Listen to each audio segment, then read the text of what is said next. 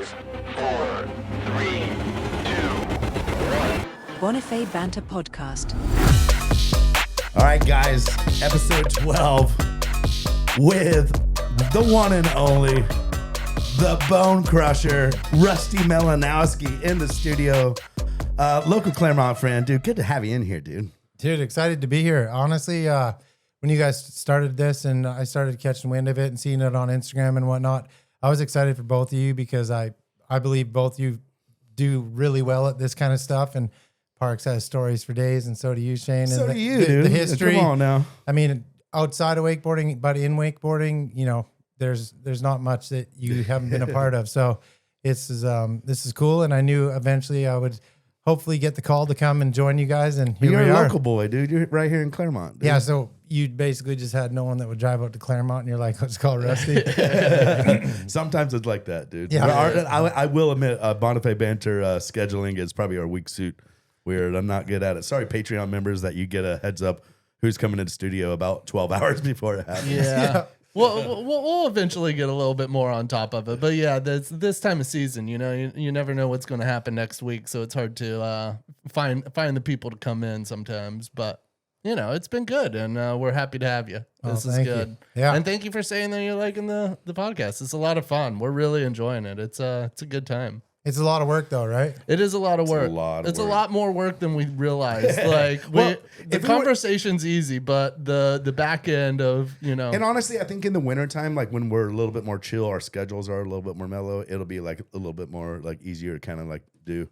But in the summertime, when like I'm stretched out over here, Shane and we're trying to like keep it going week to week, it's kind of like between scheduling and then Shane being in town and I'm in town, and it's kind of it's a lot, man. But it's been fun. There's definitely been some that I'm editing the night it's going out live tomorrow morning, and I'm like, I just got to get some stuff done. But yeah, but we'll get on it more a little bit whenever we have some more. You got your wedding coming up. Right? Yeah, exactly. That's a whole nother plot twist to the whole thing. I booked my flights for that Let's just go. the other You day. ready? So Dude, Nice. Radar Lake. Yeah, we're really excited. It'll be beautiful. It'll be a good radar. one. It's gonna be It's a fun gonna be one. sick. It's a beautiful time of year up there, and that place is just magical. Yeah, no, I'm excited. It's gonna be a fun one. Pages. The Page Did Bonifays. you get your RV figured out, Shane? Yeah, we got it figured out. We haven't booked it yet, but we've talked. So you don't have it figured? No, we've talked to him. We've already confirmed that we're doing it. But yeah, it's. I already looked at flights again today, and I was hoping that tomorrow they might go down a little bit. But They'll go up tomorrow. Yeah, they'll probably go up. So, but no, we're good. We're good. We're ready to go. Freaking Rusty Malinoski in the studio. The Bone Crusher. The Bone Crusher is his nickname. How'd you get that nickname? Was that Dano? Dano the man. Let me feel the handshake. Is it all from the handshake?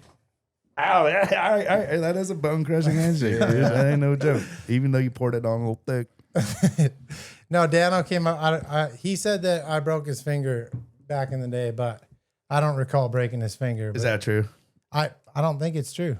But he ran with it, and Hey, that's a good Dano story, and the nickname survived. You know, it did. Some nicknames don't make the test of time. But Like Dano's also like given Chicken Wing and Bendel. Chicken wing chain. But Dano also gave me Danger too.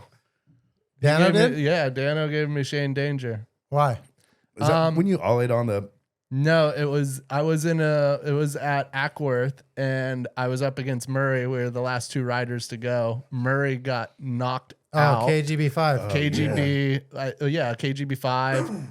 I remember he out. left the work. He left the dock. He goes, "Should I try this trick?" And someone goes, "Couldn't hurt."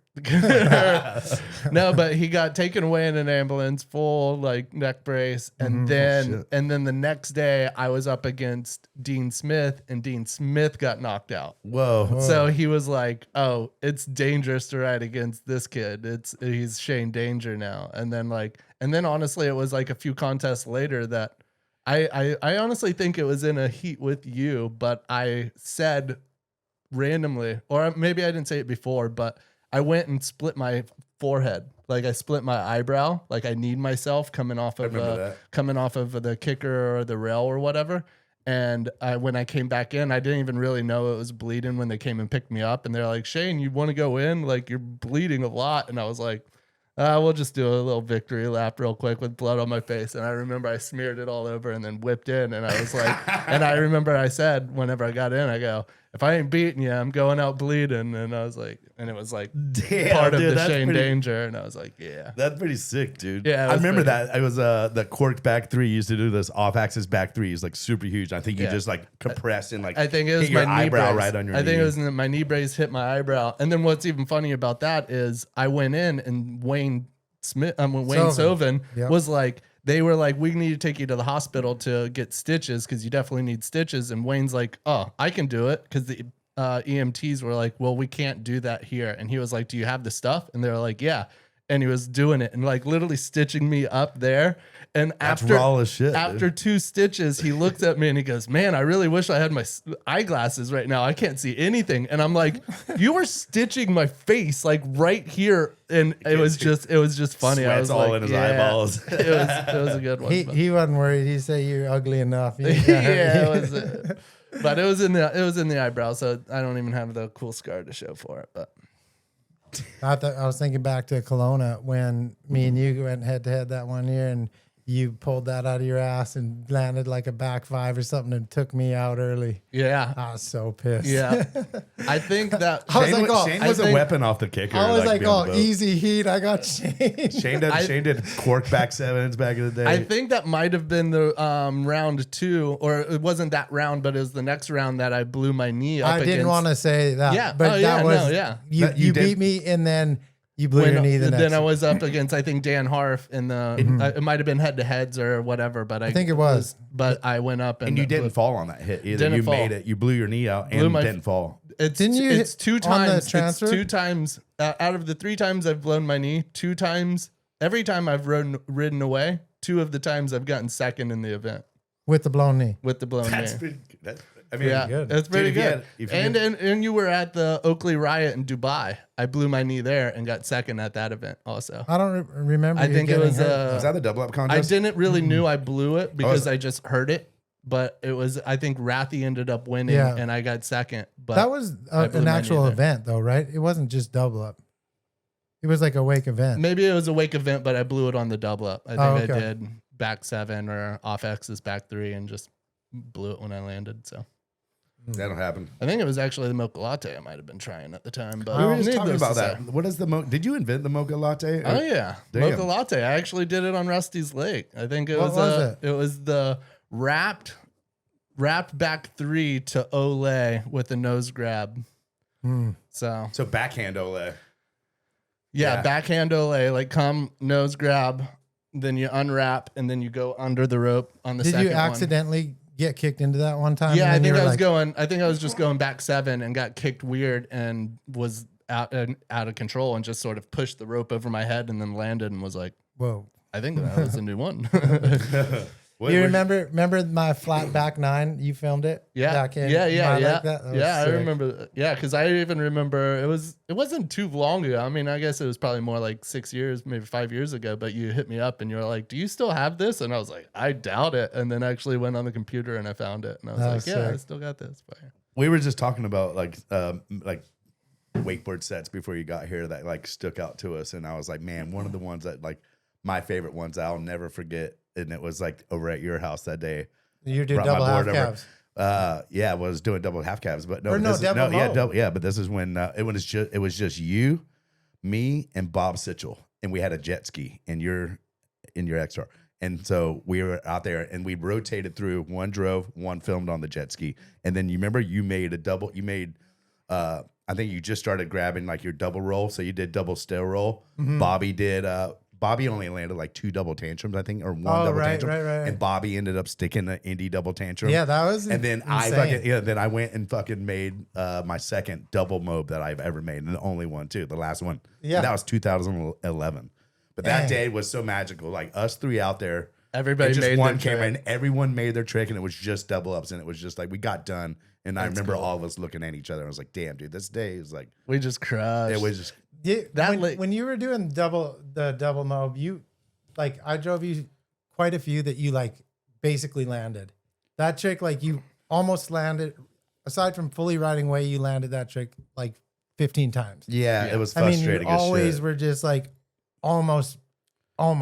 But the day you did hit it was sick. No, and that's not a fun one to try. You don't really know where the fuck you are, like going through the whole trick. So it's just like, and some of them I got like, you were driving such big double ups to where, and you have to, on that, you have to like fully 100% commit. If you're 80%, you're going to like, that's when you get like, That's when up. you get broke off. Yeah. So you're just driving meat and I'm just like in it. And I remember doing one, I did like, my rotation was like 2.25. Like I didn't even hit my board. I did the double mob, passed the handle, ready to land, missed my board, and just belly flop. I remember that exactly. You toe scoops. I barely even hit my board. I pretty much just did the whole thing right to my face. Like, and I was just like, I swear, I was like, when I land this thing, I'm never trying another one again. I did try more again, but yeah, you try one at double or nothing.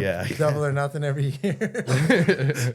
Parks didn't. If you call it an attempt. Cracked a double up in like 4 months, and he's It going just for the takes double one moment. little moment. Yeah. It's one of those that, you hit it right, you get the rotation, you can make it, and then, it's What about big. like the kids now, like Sam Brown and them, like double It's wild. Mob 7 and shit? It's insane. Chicken salad, double mob 7, just like, and he's doing double mobs like right to his board, and then like Thomas and Tyler pretty much have double wrap KGBs on lock. Like they'll make those like, I think they're pretty much making those like 80% of the time now. That's pretty wild that you can make a double wrap KGB 80-90% of the time. And like you said, with those tricks, it's so hard to know exactly where you are and when you're coming around and how to spot that landing because so much is happening and you're just like, It doesn't seem hard for them though. No, it doesn't. Like, And it's wild that like we all learned these rotations on like trampoline. I don't think Ty does or like they do a whole lot of like trampoline training to like learn these kind of rotations how much or like do a you woodward think gonna. it for get in them? there, there a little bit. You're good. You can sit back. Just How push much through. more like the way? Obviously, you were before me or Shane, but we had decent wakes like through our like heyday years. And how much different do you think it is for those dudes now? Like where their first boats are, fully weighted G's, X stars, Malibu. The wakes are huge. Yeah, And they're like probably a juiced boat right now, current boat.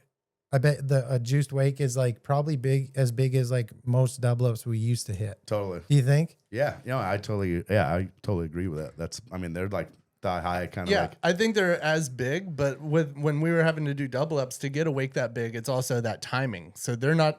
You don't have to worry about Right, the but timing. what now. I'm saying is, like, to I them- think it is. I think it is that big, and it's wild that What they I are think, this. what I think is like interesting to think about, like the wakes we are riding and the way that we learned to ride back then, because when the wakes were small and the boat and the boards were narrow, we really had to like snap a lot. That's why you saw like a lot of S-bends and a lot of kind of like, at least from like the first mob was a heel mob. It's a line tension kind of thing. There wasn't a lot of trip tricks kind of like going on like in the early beginning. So I feel like the way we learned to wakeboard on a small wake, like, and on small boards, when the wakes got bigger, you had to like, the way you hit wakes nowadays are not like anything the way you attack a wake in like 1999 or anything. So you really, at least I felt like I had to like with my genetics and like the way I learned to wakeboard as these wakes got big. And I really noticed it like as it got to like the 4th generation X Star and like the G, and when everything just got scaled up so big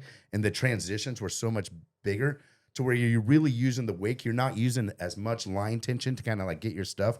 It's almost like you just had to like relearn wakeboarding. And a lot of these, and now you're starting to see Sam Brown and the Tylers, all they've known their whole life is pretty much like roughly the biggest, big wake. So they've never really had to like kind of like learn small wake, kind of like snap, kind of like physics and like techniques that edge into the wake is a lot different with these wakes the size they are, because you'll see that it's an aggressive edge at the beginning, and then you drift into while you're coming into the wake.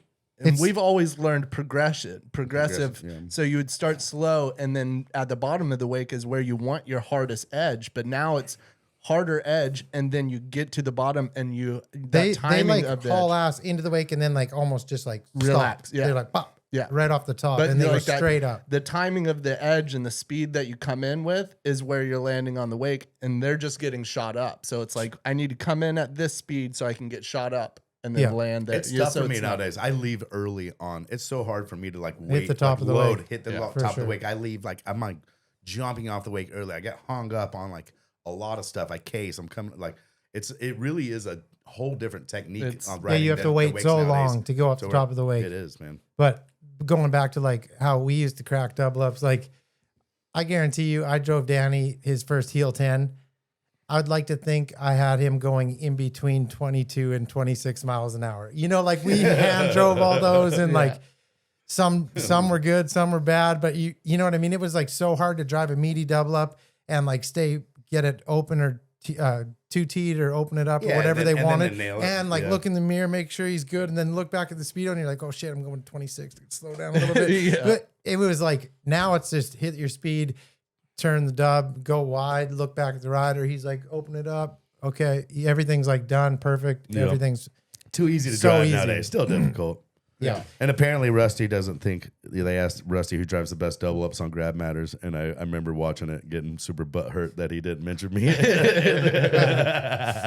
You know what though? Who did you say? I don't even know. I I don't think he picks some good. He picks some good ones. Danny, I think Grubb, Trevor Hansen. He picks some. It wasn't like he picked the wrong answers. Hey, Hey, remember when I whipped up on steel for $2,000 when with the biggest double up, the biggest hair? Oh, yeah, I Dude, was do gonna- you see that photo that I have of that? no, is it a? Make sure you airdrop it to Shane. I remember You seeing it. 100% that day.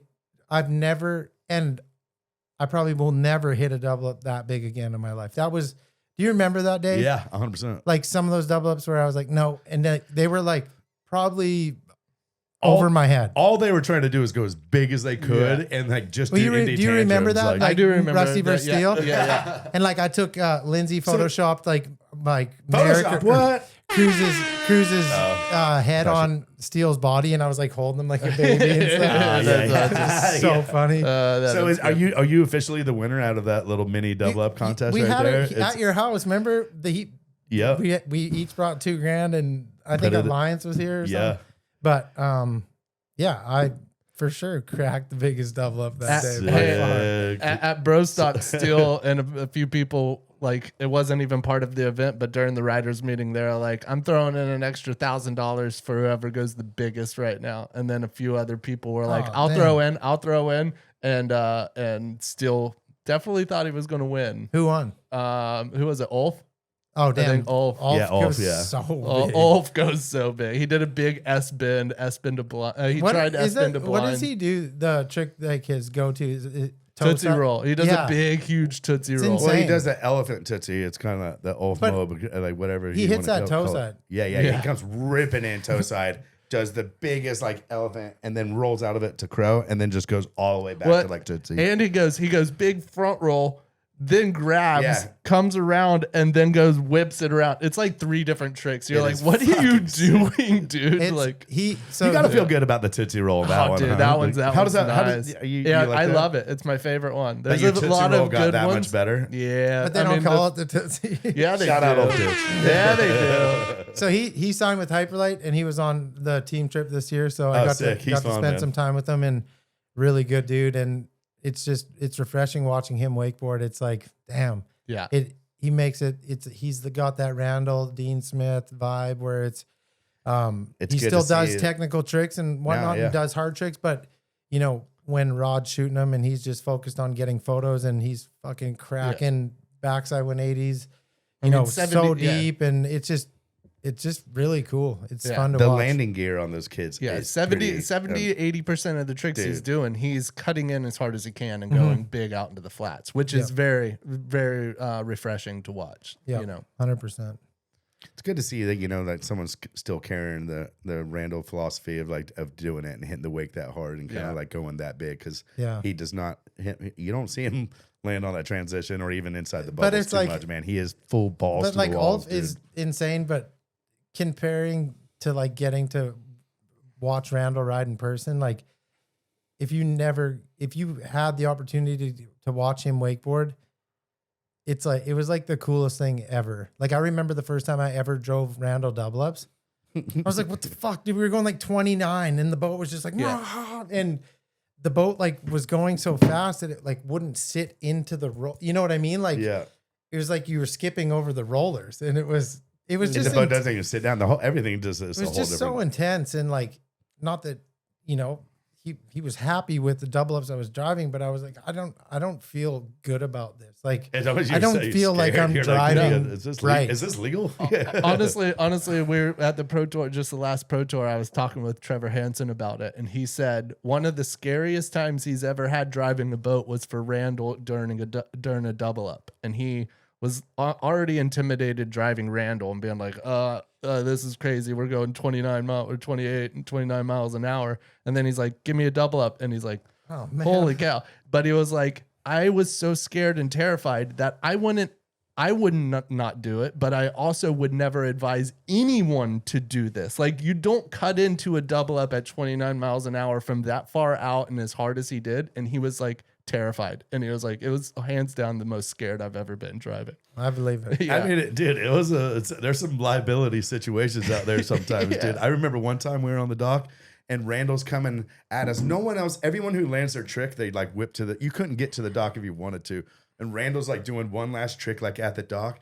And he's riding like, fucking, I don't know what, like 90. Yeah, 89 feet or whatever. And like, so and he's cutting out and he's coming there's like a sea. We're standing on the floating dock, the start dock. Is And this there's these ODEP? sea-doos right there. No, I forget. It's like a wake stock or something. It feels like. Oh, in But, Canada. yeah, it was in Canada. And he comes in and he does this like mute tweak, just rifling in so big, does this like mute tweak, backside 180 and like lands it. And now he's going, he's already riding like 29 and he's on the edge. He just lands it. And I'm like, dude, he's plowing it right into the sea-doos and everything. And he like squirrels around, like slips around, knows that he's coming, puts his board up and flies right into the fucking like like the jet skis right Yeah. there. Like full speed, but he got his board up right before and he just hit these fucking things. Like his riding was literally too big for the course. for Like a physically, contest. like metaphorically, physically, everything about it was like Yeah. not his riding was it wasn't made for that, dude. It's It was fun. crazy. It's crazy because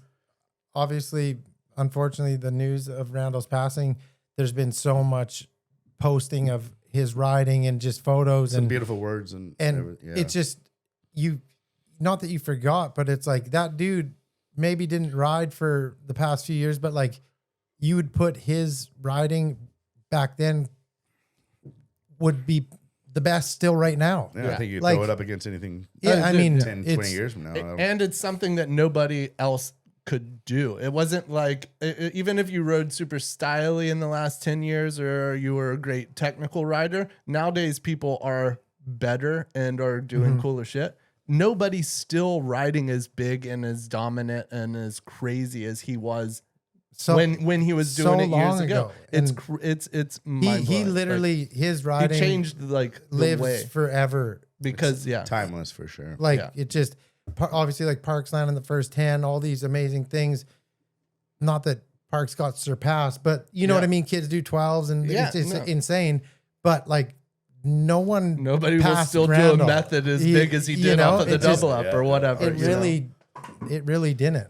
Yeah. Or no yet anyway. And it's not easy to do because it's a whole different version of wakeboarding where you're riding longer ropes and you're going faster, where the wake is that much harder. Like And when smaller, the wake is obviously. that harder, you slam into it and it just hits you. Like it's not like you're riding up this ramp.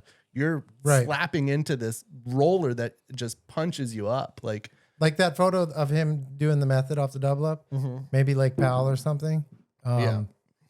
I mean, he's like 20 feet in the air and like So 20 crazy, foot past the yeah. second wake. yeah. Yeah, I saw that. I was like, man, maybe I think that's the biggest double up of all Dude, time. Right there. Like, it's so big that it looks like the person's down in the water filming it, and then you realize that it's not the angle; it's the height that he actually went. You know what I Yeah. mean? Like it looks like it's like manipulated by being the camera's super low, and he just goes this much higher above the horizon. But you're like, no, that's real. Like it's from the boat normal, and he's that high above the horizon that it's crazy. Yeah. And a lot of times I don't believe he was wearing like the best boots available Oh yeah, for wakeboarding, you know, and he no, just, definitely not. I mean, most of his shit was like before the boots, and became without a boots, vest and stuff. Like he So he was nasty. wild, man. yeah, insane.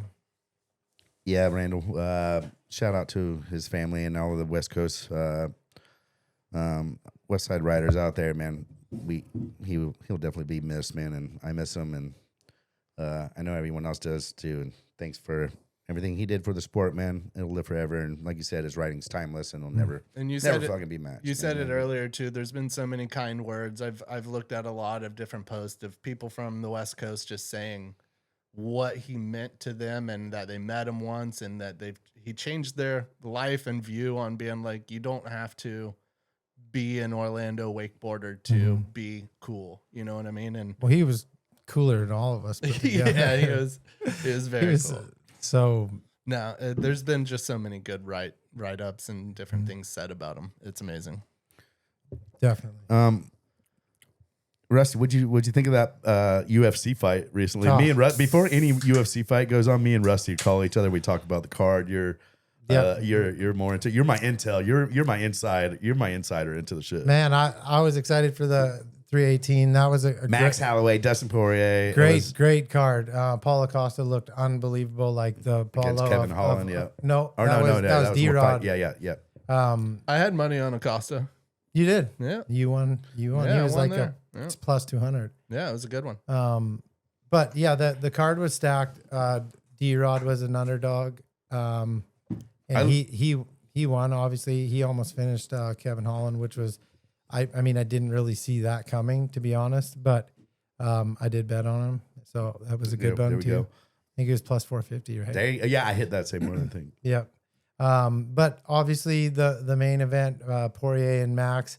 I think This like, is Poirier. This is Poirier's last fight. So what do you this call is it? His What's that? Swan song. swan song. Swan song. I was like, what'd you say? I guess it's retirement. It's a Swan retirement. song. But I think they're both awesome fighters and role models, and like they're just such cool dudes that Good ambassadors for the sport. I didn't want to see either of them lose, but Right. I did have my money on Max. I just thought that he would pull it off, and it was a close fight. For I mean, sure. and honestly, it was cool to see. You don't see either one of them just get knocked out because it's such. We kind of like you said, we like just if you're a fighter fan, you love both of these dudes. Yeah. But it was cool to see both of them get knocked down, and for a split second, you thought the fight was over. Dude, I thought Max was going to finish him in the first round. He dropped him, and Yeah, I was like, I thought oh so no, I too. felt bad. I was like, damn. and honestly, I think Dustin would have got him too if he didn't jump into the guillotine. jump the gilly. But that was like in the third, I think, right? Yeah, I think so. When he dropped Max. But yeah, I mean, that's the BMF belt, which is, Bad the baddest motherfucker, motherfucker. And they did 25 minutes and went to war, and Max pointed to the ground with 10 seconds left, and he did get the better of Poirier, and Poirier clinched up, kind of saved himself. Yeah, he snuck one in too. But yeah, you don't want to. The bolts and cables are coming like when Max points at the ring with 10 I think seconds it's left. like so cool that Max is willing to do that. Like when he dropped Gaethje, he dominated Gaethje the whole fight. He was clearly winning. He won every round, and like he gave another man with 10 seconds left the opportunity, because that could have easily been Max knocked out cold. Right, the And- Dustin fight makes more sense because it was like almost a coin flip was at close, that point. Yeah, it for was, sure. Yeah, Wasn't that 300? Yep. So I think that they also had an extra prize, 300,000. for if you got knocked. Damn, if really? you won by knockout, like No, by it full- was fight of the night or whatever, or what. Um, There was something there was money involved on if you knocked somebody out, or Yeah. if it was the fight of the night. And Yep. I remember that was being part 300. of it, because Yeah. he's like, let's go, let's make this the fight, let's just go for Yeah. it. and it he was- definitely fucking cashed out on that thing, dude. Yeah. That was it. I remember we were watching that on my phone on the tailgating outside the Hampton Inn in Hudson, Florida, doing our Roanoke shoot. We were sitting back there, and it was just like me and Bear. And we were watching it, and we just go. Like there was like 6 other people not watching, and then that happened. Me and Bear start like doing laps around the parking lot. We're like, we're like it was losing like our mind. It was the biggest moment I've ever the watched. craziest moment of UFC history, I think. I mean, and the way he like dropped him and Gaethje just like folded. It was like, and there was like a second left. Yeah. Right. It was. Yeah.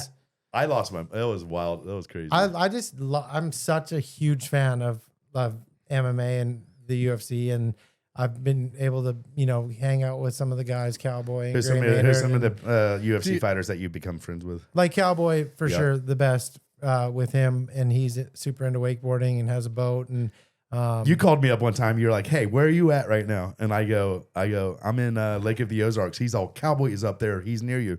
He wants to come wakeboard." So you're like, you gave him my number. Yeah. and he like hit me up, and he came out on the boat with us, and like That's cool. he fucking rips, dude. He does. Yeah, he he can does do like roll tantrums. tantrum. Yep. Like, did he do a Rayleigh? I can't remember. Yeah, I don't.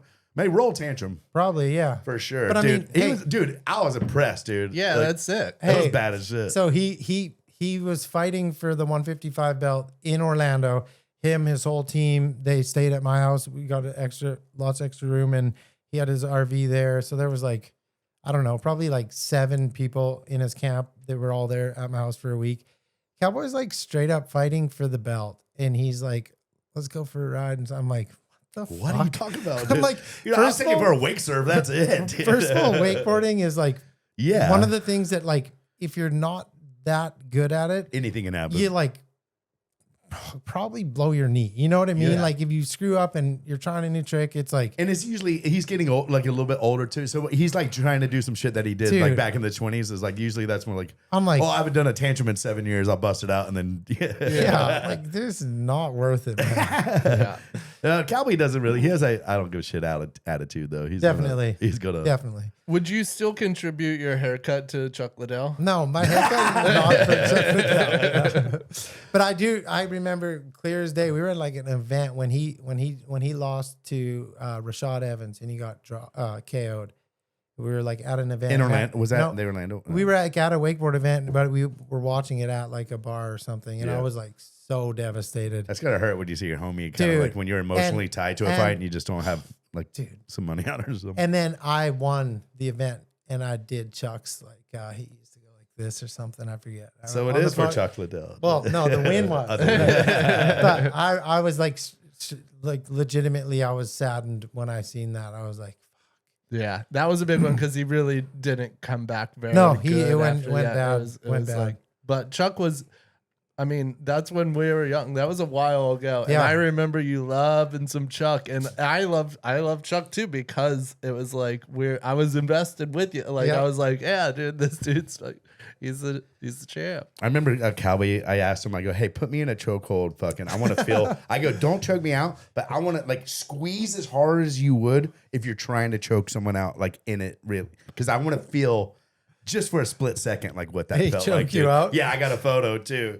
I was like, and my face is just like cockeyed. Did he actually Dude, let I was go? literally fading and like, oh no, he cranked on it hard. but I'm surprised he didn't actually just choke No, you I out. think we were like standing on the back of the platform. Oh. I don't think, yeah, it was, So you were yeah, there. I don't think it was the best place to choke someone out. But dude, Actually, I think I've seen in that the photo. Yeah, in the photo I go, no way I tapped on this.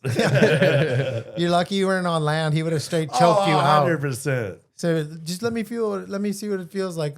But let go when I tap. You would be tapping. He'd just keep cranking. Oh out. yeah, totally. It just set me down on the grass, and I just wake up to birdies. Just sweet. It's the best sleep you ever had.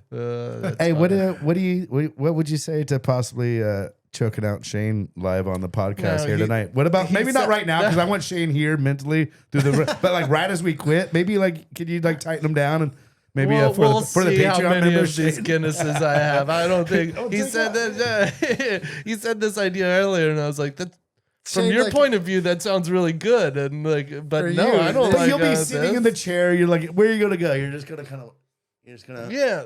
Well, Yeah, let but him you'll choke wake- you out. This is my idea. You'll wake up with the sorest neck ever, dude. No, I don't want that. I'm old, dude. My back's already hurting right now. What are you, 36, 35? All right, but Shane, for the record, Shane did say he's thinking about it. All right. All right. We'll see how we go. What do you think about the White House card? Do you think that's going to go down?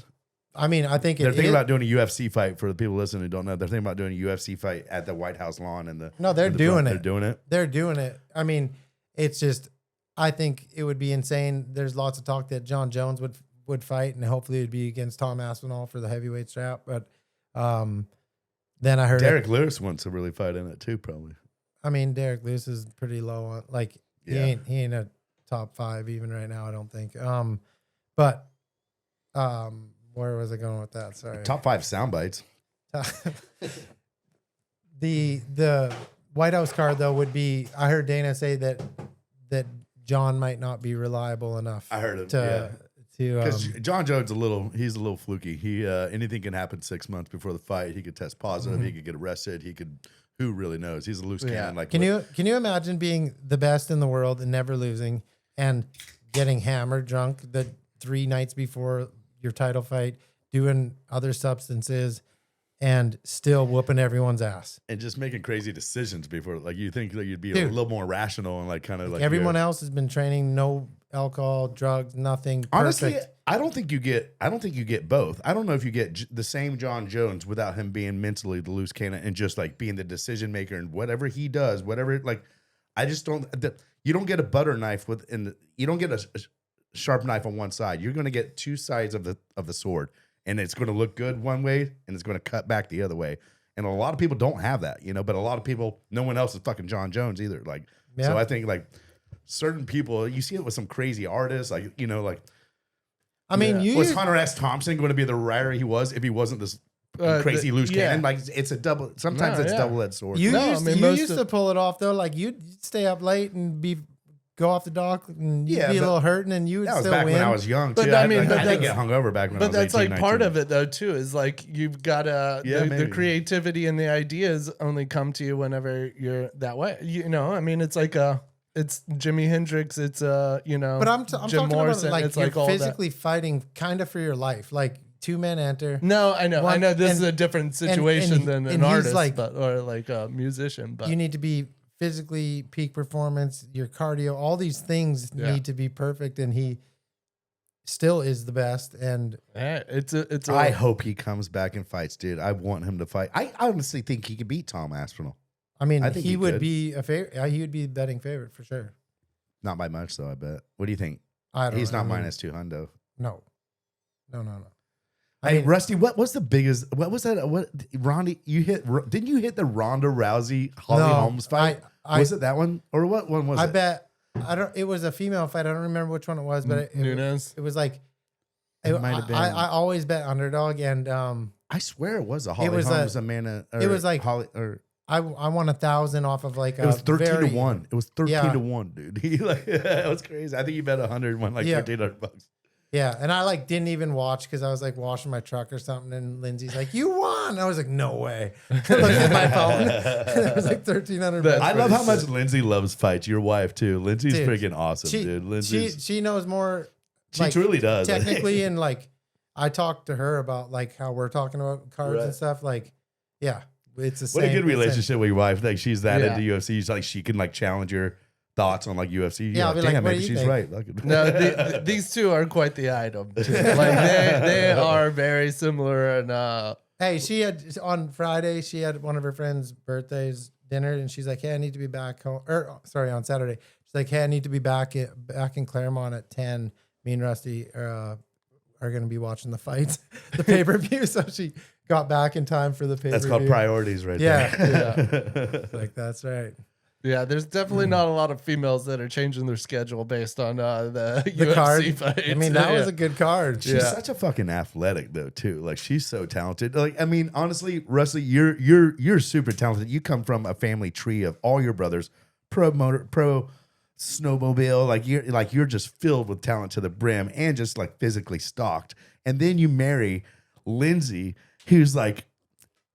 I've said this to Dana. I go, I think Lindsay's more talented than fucking Rusty. No, like she's like she is traditional a sport? weapon, dude. And dude, Yeah. she's so good at softball, volleyball, Basketball. like basketball, anything you did. And it's crazy to think that you have these genetics and they're combining to make like super kids right now. American crews are going to be weapons, dude. Yeah, Merrick's a big boy too. He's a big boy, dude. Yep. His golf swing looks good. He's Oh my driving God. at like 330. dude. I think it was like 356 is his biggest drive at Claremont Jesus. National. He holds the record like every month he goes. Really? There's a Is lot. that- There's a pretty- lot of elevation though. There's like it's probably down. Shane, you can do that. Shane can do that downhill Yeah. tailwind in a parking lot. Yeah, It's crazy hungover. though because he started out driving me probably like last year or 2 years ago, and Yeah, that was weird. I was like, because I could always usually drive yeah. You like can punish it. 3 Yeah. plus, and he like He can- pounds he it can- by me now. Yeah, but if you compare your swing to his swing side by side, Oh, he's these got are a- two Yeah, different. These yeah. are one's like a real golf swing, and one's One's just a like hockey shot. One's a hockey shot. Dude. in my mind, my backswing is like all the way up, and then I see it, and I'm like,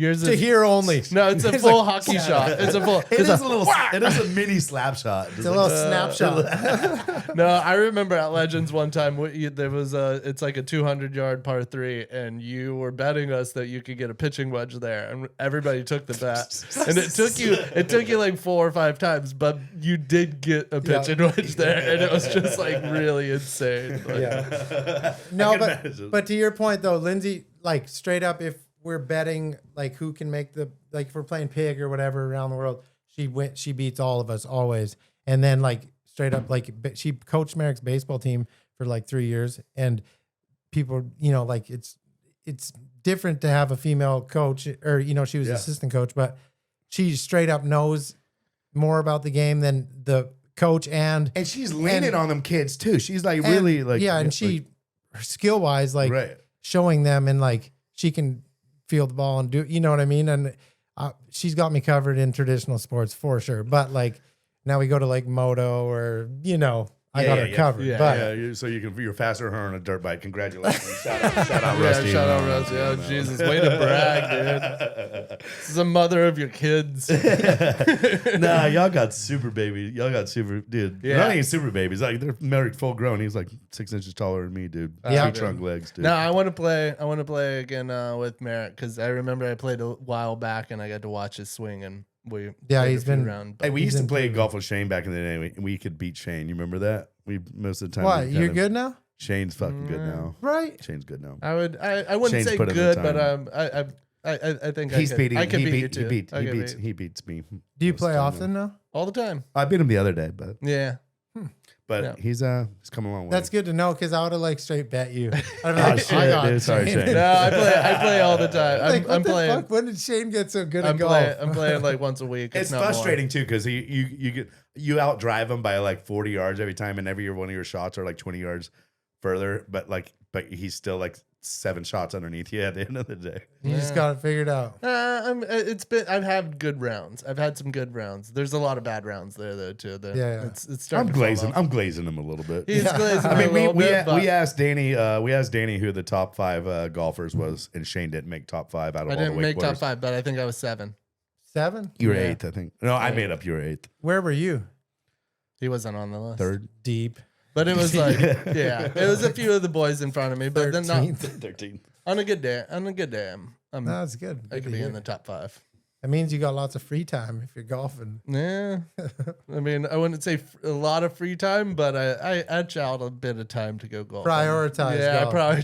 prioritize golf for sure. There you go. What's the difference? Merrick seems like more traditional kind of sports, and it seems like Cruz is going to be like more of the motocross. He's going to be. I don't know what I think. Like Cruz's path is going to be not so traditional. Like I think he's going to be a mini version of you. Don't sleep on Cruz, dude. Yeah. Merrick's the big one right now, driving Right now. 230. We're like talking about Cruz is a Cruz. I took a picture of Cruz when he was little. When you brought him over, Yep. dude, he looks. It literally is the mini. Merrick is kind of Lindsay. Cruz is kind of you. Yeah. Would you agree with that? 100%. Cruz is very athletic as well and loves soccer. And one thing I said, it was just the other day, I said to Lindsay, I was like, "Where's Cruz?" And she's like, "Oh, he's outside." And I looked outside, and he plays soccer all the time, but he's out there by himself just working on skills. And I'm like, Sick. That's and you. I said to Lindsay, I That's was you. like, that's the kid that like is gonna, because you're not telling him to go practice. He's out there by himself, just working on things. Hustling. Putting in the time. And he's more patient though. Merrick's more like Wants me it with now. really More like rambunctious you. and aggressive, and more run through a wall kind of guy. And Cruz could. So maybe Merrick acts like you, looks like Lindsay. Yeah. Cruz acts like Lindsay, looks looks like like you. him. That's That's better. That's Yeah, actually probably yeah. spot No, on, Cruz yeah. is way more patient and like will like Calculated kind exactly like listen and try to you give him some advice on something. He'll try it and work on things. And of. Yep. yeah, was- Merrick's like, no, it was I always got fun. it. I used to go up to we'd go up to the baseball fields. I would Yep. always go up and watch Merrick's little league baseball games and stuff up there. Yep. Reminds me of we used to love baseball back in Lake Alfred. Oh, like yeah. so to go up there and like be back in there and eat a hamburger for like $3.50 I was super The happy. Dr. Pepper. I was super That's happy to good. hear that you were like We went up there and coached them too. umping or Yeah, coaching. Or I like, you wasn't were an working the official score. coach. We were were just working doing- the scoreboard or doing I worked the something. scoreboard. And I was like, that. The greatest night of my life. You fully work scoreboard like multiple times. Dude, it was sick. It's so cool. I though. did I right love Well, it. one, it's the best seat in the house. Like it's like Yeah. you're literally right behind the umpire. And I remember sitting there like looking at the scoreboard. Like, that'd be so sick to do one night. And then a few weeks later, they're I like, think they're like, they- they need you to run scoreboard. I was like, I'm in. I'm No, in. I I'm think in. I I'm on in. a photo shoot. I think they had like where it was like because the parents have to like work the kitchen once every the cycle or whatever. Or it was like run scoreboard or do something. I'm like, oh, I got a guy for you. Parks will for sure Yeah, run Parks this. is doing this. Parks, you think you come the down to Park, run that? He's like, yeah, I'm on And my I was way. on it. Probably one of the best scoreboard keepers they had. That's quick. arguable. Quick. That's arguable. No, Shout that's out me being the scorekeeper. Did you just shout out yourself? Yeah. Shout out Sometimes you PB. can do that when you're the when you you're- have the board right here. Yeah. No, that's really good. Yeah, it's crazy though, because that feels like not that long ago, but it was so long ago now. The whole I know he doesn't even play. There's no way he can play on that. I was thinking it the other day. I went up there. I was like, dude, Merrick's like already almost out of high school. There's no way he can like. Those days are gone. It's like almost feels like my little league days gone again, dude. It's like, man, time flies, dude. it's Soak been- it up, huh? It's insane to me whenever I think about how old your kids are now because I remember them. You're like, how tiny. old is he? Dude, 5, yeah, 6 now? Yeah, I saw it's Merrick day wild. one. Like, I yeah. came to the hospital. I don't know Day why one? y'all invited me. I don't think we were like that close to be like Parks needs to see our kid day one. But I'm glad I got the invite. I That's appreciate cool, that. huh? I know, yeah, I don't yeah. recall, but No, yeah, exactly. I remember Lindsay like I thought it would have been like close family. I was like, should we? we didn't have no Let's go. family. So yeah. we didn't have no family because I'm from Canada. She's from Oregon. So we're like, who could we call? Like, I guess Parks. I guess. Yeah. Hey, No, it's good. Dude, Lindsay's water broke or whatever when we went and she was like, I'm very impatient. And we're sitting there for like hours, dude, and like nothing's happening. I'm like, Is this gonna go or not? I'm like, I'm gonna go to the gas station. And I whipped out and I washed my car and stuff. Came back and we were still waiting. But yeah, I like fully you rustied out for a little bit. yeah, I had to. That's funny. Is that ADD or OCD? I don't know. Both. It's a little bit It's of a little both. bit about. Is that where Rusty doing things? This is to everyone listening. Rusty, and this comes from Lindsay. Rusty is constantly just doing shit around the house, fucking constantly just knocking down a wall to like redry it again, like redrywall it again, like just over the top. So Lindsay has this hashtag that she would always do, and it's called Rusty doing things.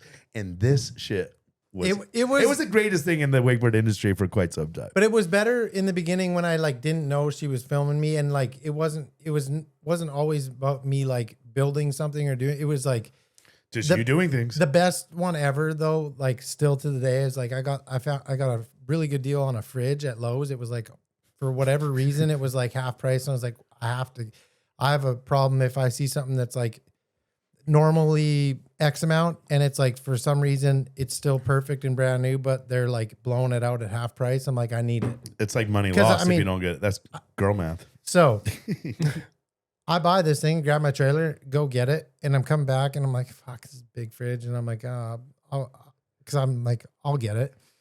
And I put it on the dolly and like I'm wheeling it off and I start sliding. And I'm like, there's a video of me where I'm like doing the splits holding this fridge, like did the down ramp of the trailer. I'll get Lindsay to send it to you. It's hilarious, dude. Like this fridge is about to fall on me and I'm doing like the splits. It's insane. But there was a lot of video and photos of like that kind of stuff happening. You would be like sanding. You'd have a sander, and then you would have the shop vac up on the all up on the ladder with you, up in the top part of the house, and you'd be sanding and vacuuming it as it fell. Yeah. 100%. And, or just washing his truck at like 10:30 at night or what it was like at night, and I was like, what? Who was doing this? Like, relax for a second. 2 favorite times to wash my truck: when it's pouring rain and late at night. Really? That's good. Pouring rain, sweet. That's too good. Ruck loves yard work in the rain. Oh yeah. Like not a Florida lightning, but a good like little drizzle, and you can start crushing some yard Ruck's work. yard looks so Oh, it's a good. primo. I know. Already on the podcast, I mentioned the time that we bet you that you couldn't sit in the front porch for 10 minutes or whatever. Felt it like was. a day. Yeah. And then you chopped down a whole tree in the back and you like carried it out. Then you had a whole palm tree thing like centered, like balancing it. And like you walk by, I go, Rusty, back up. I didn't get that shot. And you like take the whole tree over your shoulder. You like walk backwards so I could do my shot one more time for Rusty doing that was things. one of my more favorites because we literally just sat inside and watched you for 10 minutes too. And you would just sit out there and you're like, That was before like Instagram. Now I can get away with 10 minutes. I'll no, just but the point was is that you couldn't have your phone because you weren't allowed to know how long You had you've to been sit out with your there. thoughts for and like you had 20 minutes. You couldn't come in less than 10 minutes. You had to be at least 10 minutes. I think you made it like 6.5 minutes, and we're like, I'll just 4. cut down the tree. Give me the chainsaw. Yeah. I love hurricanes. Like everyone like Oh. everyone like See?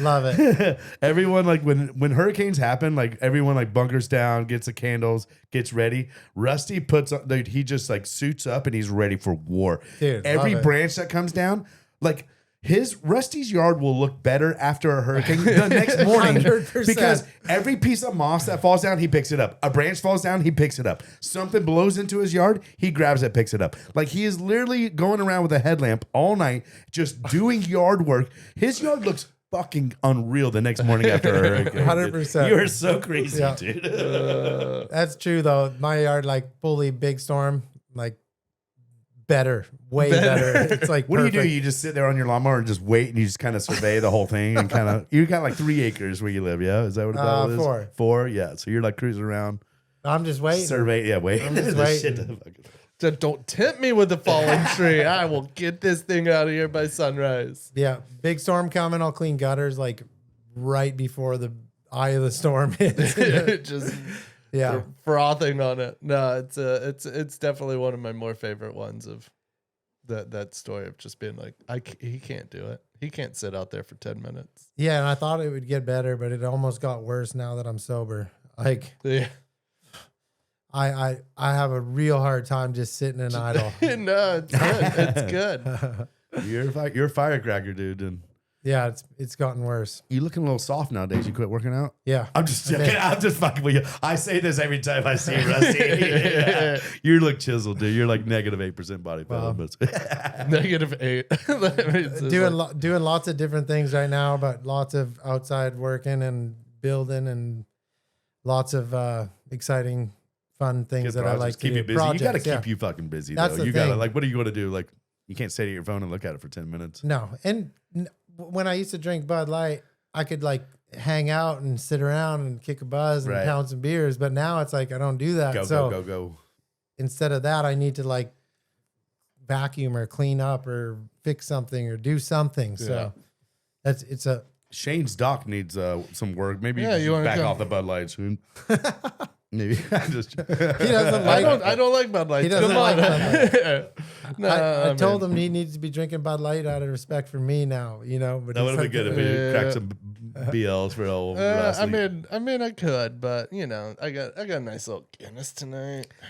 Ugh, All the boys got me on it. The first I one got was it, so I love warm, it. it was nasty, dude. No, I don't these know ones how are a you little do bit- that. No, I it's could good. never do Shane, that. froth that beard up.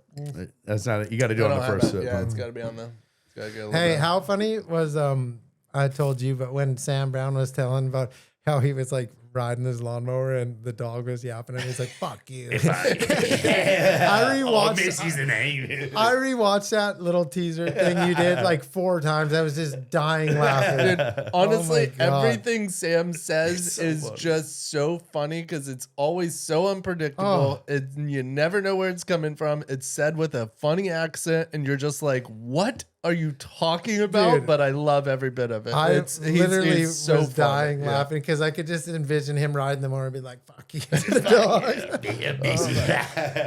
And she jumps at me, and I spear tackle in the ground. Get in a chokehold. You know, it's just so I good. love those kids, dude. Yeah, La no, Familia that's good. episodes are always fun, dude. They You know, are really fun. we were talking about Uncle Paul, the not really the 11th member of or 10th member of La Familia, Yeah, but he's gang enforcer. he's a gang enforcer. He's the leader for sure. you don't move out there and not run things by Uncle Paul. He was No, yeah. genuinely psyched. Oh man, I remember we were on a trip. I think I was with Luca or something, but he sent me just a picture. He's like, "Look at this little Instagram story from Sam. And he's with Uncle Paul. And it's like 10:30 in the morning, and they're hammered at like Caribbean Bay, just having like pina coladas with a rum floater." And I'm like, That's rum runners. Yeah, No, but that's what Uncle Paul calls it. He goes, "Yeah." I go, "What you get into this morning?" He goes, "I woke up kind of early and watered the plants and cooked Jenny some breakfast, and then I helped Caribbean Bay open up." I go, "You helped them open up?" "Yeah, when they open up, I go in there, help them move around a couple chairs, make a cocktail." It's so good. That impression's so spot on. Literally, It's so good. Oh man. God, Uncle Paul's one of the coolest dudes ever. Like I Seriously. could listen to Uncle Paul and your guys' father. Yeah. Put a little closer, the- Russ. Yeah, get on in there. Just bring it closer. Sit Pete- back and relax. It's hard for me. If anyone listening ever had a chance to listen to your guys' dad, Pete was the coolest dude ever and so funny. And Uncle Paul, those two together, oh my gosh. I got to experience it probably 2 or 3 times. And man, it was like the best thing ever. Just sit there and amazing. listen and watch. Yeah, And watch it's those so two riff funny. on each other. Oh my gosh. Talking about oysters and stuff. Where the what are they? Appalachian Cola. These are all from, Arguing about what the best ones are. Just amazing. No, that is they were both very good at. I mean, Peter B could tell an amazing story. Our dad, Yeah. Pete. Yeah, Peter B could tell this story. Uncle Paul would tell a story. It wouldn't be as energetic, but it would be more Supporting cast. insane. It would be more insane. You're like, wait, go back. What are you talking about? And he's like, oh yeah, no, we were doing this. You know, where Pete would set the setting. He'd like get it all there. You know, like let you know exactly what's happening. Uncle Paul would just say some random fucking shit, and you're just Funniest like, holy cow. story ever. I don't know if you want to. I think we've already talked about it. Where he's like fixing to find out. Oh, yeah. We haven't talked about that one. That one is a good one. Yeah, that I don't know one- if we can tell that one. Unfortunately, we can't tell every story. That one to me was like that. No, It you're was right. mind blowing. Yeah, it's so good. You can't do that. Fixing to find out. Well, we about to about find to out. find out. Yeah, no, he And would. if you ever see me in real life, if you can remember to ask me, go tell me the about to find out story. Maybe I'll Yeah. tell you. And Peter B would do, and Dad would do this thing with he could take a normal joke that he heard from somebody and make it about his life and tell you this 10-minute backstory, and then like at the very end say this punchline that you're like, wait, what? Like that's not a real like. I'm so confused. Is that a real story? Did this really happen to you, or is that just an awesome like setup and punchline? Like, Yeah, he literally took a joke and just knew. added It's his like, own story, colored it up, and then just like inserted I mean, there's so many stories in my life that I don't know to this day if it's. I mean, it could be real because it was so well told. I think he already did. I think he only did it on one. yeah, on one. but I mean, but there would he Dad could- wanted to do stand up before, But- oh, yeah. before he passed away. Dad always like wanted to go do stand up. Never No actually way. did, but he actually wrote down like I think he wrote some jokes. he and would stuff always down, have a like- card in Dude, his. he'd kill it. He had a card in his wallet that he would have I think punchlines and stories Yeah. that Mom told me about whenever No way. they first met. That it would just be topics and stories, like little like headlines that if the conversation or the hanging out with people ever got boring, he'd look at it real quick and be like, well, let me tell you about this one time, and like would tell a whole story just based on a topic or like an idea. Like, and, Genius. yeah. He It would was have so killed. good. He would have killed it as a stand-up. Honestly, that's Yeah. what stand up would have been. Yeah. Dude, there would have When been podcasts around when Peter B Oh. was like 50, 60 years old. Peter B would have been. I Yep. did. Let me tell y'all about this. When I did stand up, Tell you a little bit about this, and by this I mean that, and by that I mean. when I was starting out and doing the comedy class, I told him, and he was really pumped. He was like, I've always wanted to do that. And Did you he know, come watch you perform that night? I don't think he came and watched that night, but I told him and I was telling him about doing the classes. Or He was you pretty know, sick it's at like that he, time, yeah. But he was really happy. He was like, I've always wanted to do it, and I was like, you would have, you would be great. You should get up there. But He was I'm he was proud of happy. you, Shaney. Yeah. Yeah, Yeah. that's cool. Oh, Great baby. dude. Great dude. Shout out Pete Bonifay, our dad, dude. Love you, Yeah. miss, dude. It's crazy. Best dude in the world. Yeah. Let's take a little break right now, and then we'll get back in this thing, dude. I like All it. I like it.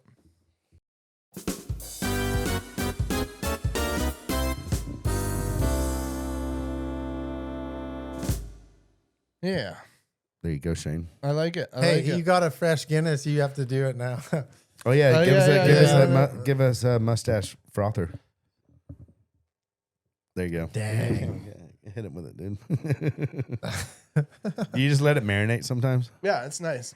What does Guinness smell like the next morning after it marinates? After I don't let it marinate that long. I'll keep looking at them. It's like I'll catch a little bit of flavor, a little bit later on. You know. Shane used to eat his boogers as a kid. What's that got to do with anything? So shout out to that segue right Shane, there, you dude. straight just eat them. Yeah. And I then, mean, no, but I was he young. was Come young. on, Shane, kids. no, Shane was young. It wasn't like he was like in high school eating boogers. He was young, and then he would try to sneak it because we give him so much shit. Shane would take a booger, he would put it right here, and you wait a second, and you go get that thing, dude. Shane. Not cool. I didn't know we were gonna start off the halftime like Oh that. my dude. gosh. Cool. You don't like that, Shane? I mean, you gotta eat childhood secrets against me. You want to? Yeah, I got tons. Now's not the time. We're not doing that. Not about me. It's no. not about you. It's about Rusty Malinoski. Right. What about you, Rusty? Did you eat some booger? No, I'm just joking. I'm sure I ate some burgers. Yeah. And see, he was older, so it was like me at like 4 probably sneaking boogers, and he was like now 6. He's like, you don't eat boogers. That was messed up. But yeah. He evolved. Yeah. The funnier little one bit. was whenever we were little, I would hang out with Parks and his friends or our cousins, and I didn't know things that they knew, you know? And I would like one of the better examples is we made peanut butter and jelly sandwiches and went fishing. And when we were going fishing, like on the way there, I was like, hey guys, call me crazy, but like, we should eat these peanut butter and jelly sandwiches and not use it as bait, right?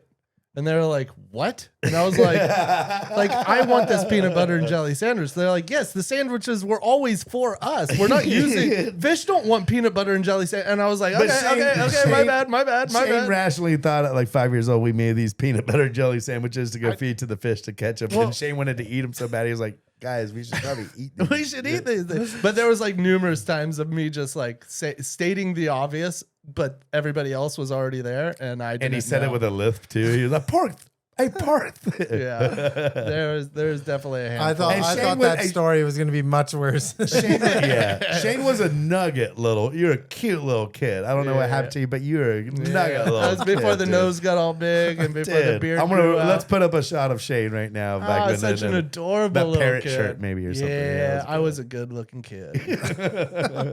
Hey, Shane, it's sick though that you're still like ripped and don't work out. Right? Yeah, you got, the body's still toned. It's Yeah. the Uncle Paul figure, dude. That's what Yeah. it is, dude. He's got Totally. Shane will have a belly, but his 6-pack will be on top of his belly. Yeah. Shane, It's still cut. It kind of Shane, It's lugging that heavy ass camera around, dude. Bending over, getting the shots. But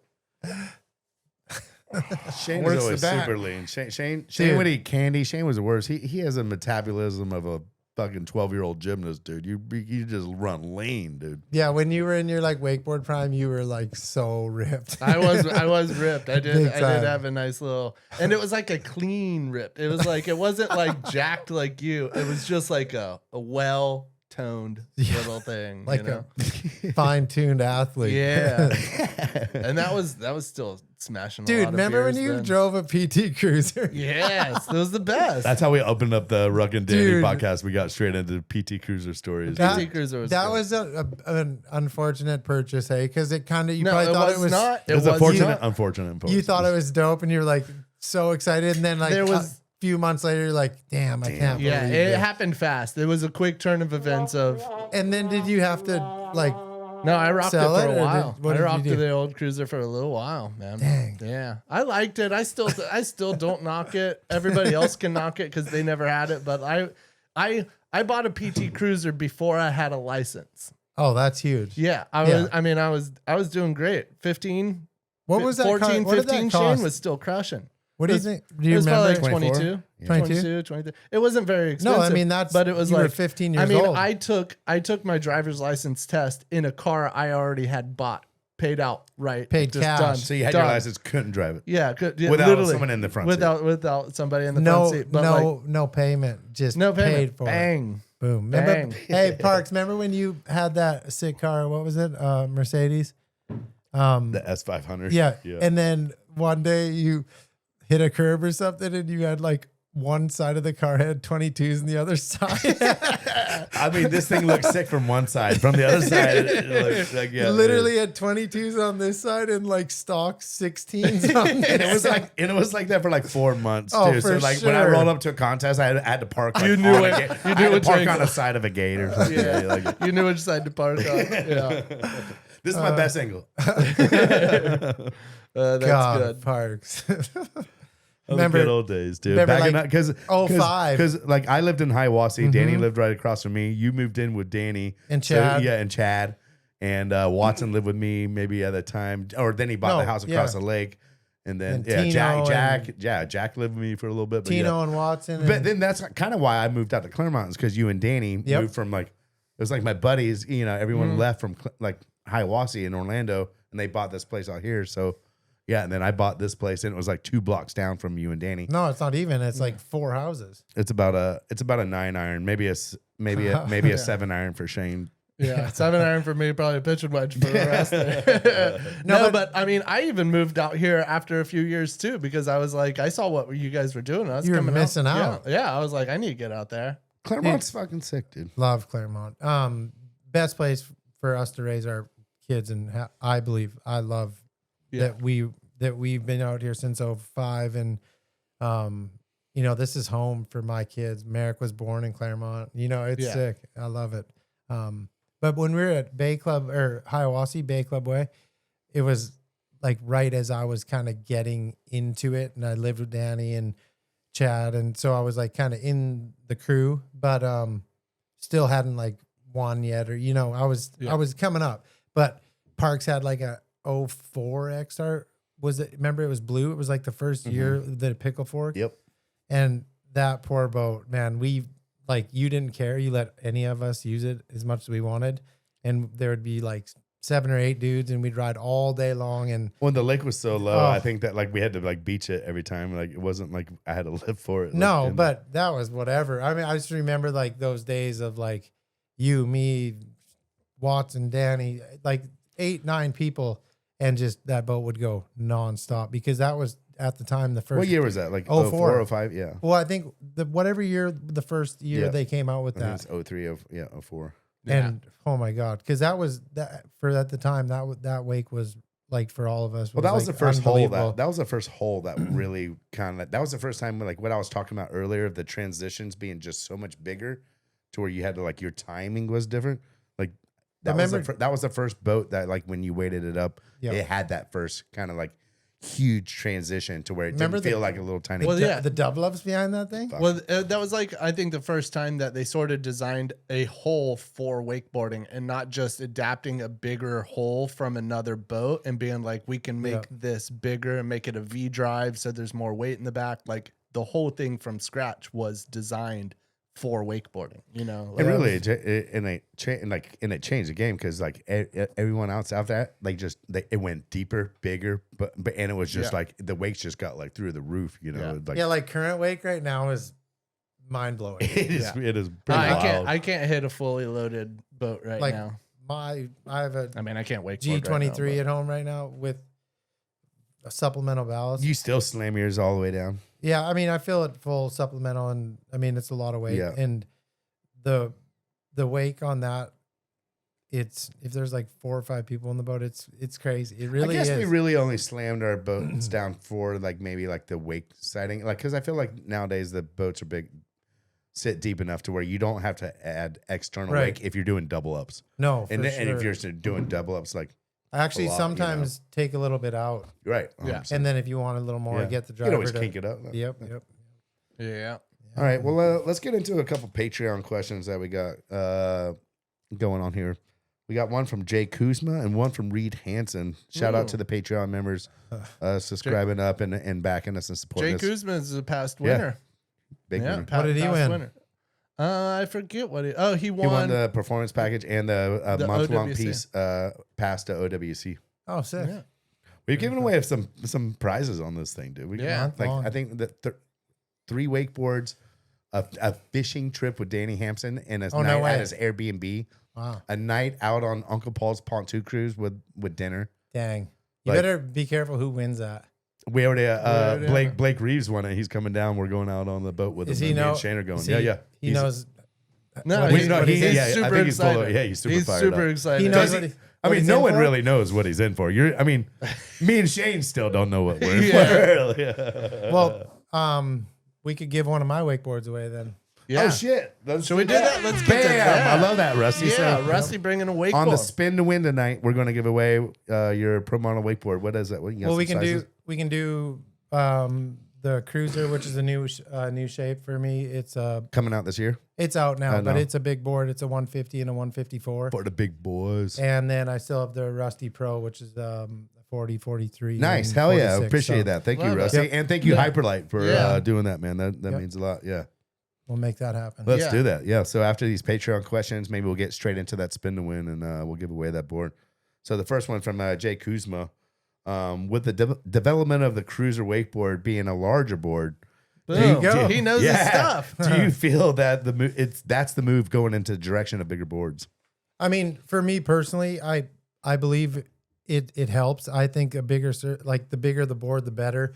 They're not like they're super heavy, and the wakes are so big now that I mean, I'm 210, 215 depending, but fairly heavy for a wakeboarder. And I know most dudes that still like to wakeboard at a later in life that can afford these boats and do the things they're doing now with their kids, but still want to get out behind the boat and show their kids they can still do a back roll or whatever. Yep. Yeah. In my mind, that's like the perfect board, and it's a good setup for cruising around. It's No, a no, cruiser. It's my son's name, but it's that's good. it's a fun board. I can still ride it aggressively. Like at the photo shoot, I had a really good time on it, still cracking huge dubs and still technical tricks if you want to. But it's just a nice mellow cruising board. I completely agree. I think a bigger board for a wakeboarder that's later on, like Yeah. after we've done it, it has more drive. It doesn't have so many little bumps. Like it's a lands- smoother Mhm. cruisier. Like Yep. it pops good. Still. However, I It's like- still, and it is for the older dudes, and if you're a little heavier, or like just if you're not the weapon you once were, but like I still feel like, honestly, to what Jay's question was, do you think boards are moving more towards that direction? And honestly, I think the wakes are getting so big to where we only needed a narrow board and low and kind of shorter because we needed to snap. we needed to attack, you Yeah. know? So I feel like what you were saying earlier, Shane, like you can come in with a bigger board, more surface area, come in with more speed, flatten off, let the wave do the kick, have more of a continuous rock, or like something that's a little faster. You don't need 3-stage or camber like I used to. Like the Yeah. boards can be like ride a little bit more faster and feel like they're still going to get that kick. So Yeah. I feel like the more surface area works better for you, and like less, like more is. And I It makes feel it- like a wakeboard, a 139 isn't like, that's not big. Like we could, if wakeboards were all 150s and that was like not that big, if that was like a normal size, everybody would still be doing what they're doing. Yeah. You know what I'm saying? Yeah, It's yeah, just yeah. it seems like it's been like you probably started on a 136 or 34 or 35, right? Like when Yeah. you were ripping at your best, what size board did you ride? Whenever I was like, I think whenever I was riding my best was probably that 136. And Parks probably rode a 138, 39. Yeah, I think I rode a 139 for a while, and then maybe like a 142 for a little. Yeah. So But I think Tyler and everyone's about that. But That's the there's- same thing. Cable's a little different. Cable are getting a little longer, but like I feel like yeah. I feel like Tyler Mossy. I feel, and everyone's I think Corey rides a pretty short board. Like some people like sacrifice the swing weight to like really kind of like. And I think that whenever you are good, if you are willing to sacrifice a little bit of that length to have it, but a smaller board will when you come down and land, it can stop faster or be more fidgety. Whereas if you have a 150, that thing lands and it just keeps going in its direction. You're not having this like moment right, of but it, like how does Finn feel about doing a KGB, a wrap KGB 7 on a 138 compared to a 140 or 150? You know, like that the swing weight, you're going to feel that. At I can tell you when I used to and do. I feel like when your level's not as high as a pro tour, you can sacrifice that swing weight, get more board underneath you, and make it better for your ride. No, I think those dads that are wakeboarding that used to wakeboard back in 2005 or 2010, and now you've gotten kids and you're going out there, like you said. Yeah. Oh, a bigger board is better because it has that drive. You want the drive so it can keep going in the direction that you want it to go, and it's not this tiny squirrely fidgety, board. Yeah, fidgety little board. Yep. Yeah. Well, straight up, hey Jay, thank you for that question. Yeah, that was a great. Hopefully one, you man. win the board. Hey, you never know. Jay's on fire right I now. know, he's already got one. We've had multiple winners on this thing, so Yeah. sometimes this spin the win wheel loves the same people. So, next question from Reed Hansen. Even into your 40s, you're not training like you used to. Like I was saying there. Yeah. I'm just fucking with. Do you think you can still smash double ups as big as you can? Well, Reed. Wait. Do you think anyone can smash double ups as big as you? Sorry about that. Are you still smashing the biggest double ups nowadays? In my age category? No age category. Yeah, Oh. Reed believes in you, dude. You'll take a cut at it. We had our Hyperlight team trip not that long ago, maybe a month ago. I don't know. Where was that at? In Tennessee. Sick. By the yeah. What's the lake called? Teleco. Stay at the cabins. Yeah. Yeah. And I was cracking dubs, big dubs, for sure. I think I could still hold my own. Not technically, like I'm not doing a wrap double. What did you say? Tie? KGB, yeah. Yeah, no, I'm not doing that. Never know till you go, dude. I did a 1080 when I was, I'm 40. I wanted to do a 10 when I was 40. So I cracked a 10. Pretty impressive. Damn, that's pretty It honestly took me like 10 tries, probably. I was like, I'll crack this. More than you thought? Yeah, way more. I was like, I'll crack this off right away. And I like fucking did a scarecrow and I was like, ugh. And then that's a good challenge to like keep yourself going. But it did take longer. Did that one feel pretty? Oh, dude, I was so pumped. It's almost I was as good as the first. Yeah, it felt really cool to do it because I haven't done one in a minute. So, anyways, did that. But I think like as far as like just cracking huge like kinked up triple up style double ups, I still have a sack on me. Like I'll commit to like some double ups that I would say not a lot of people would hit. Drop into. Yeah, and I've been very fortunate. Haven't done my knees at all. And you got hockey legs. I hope.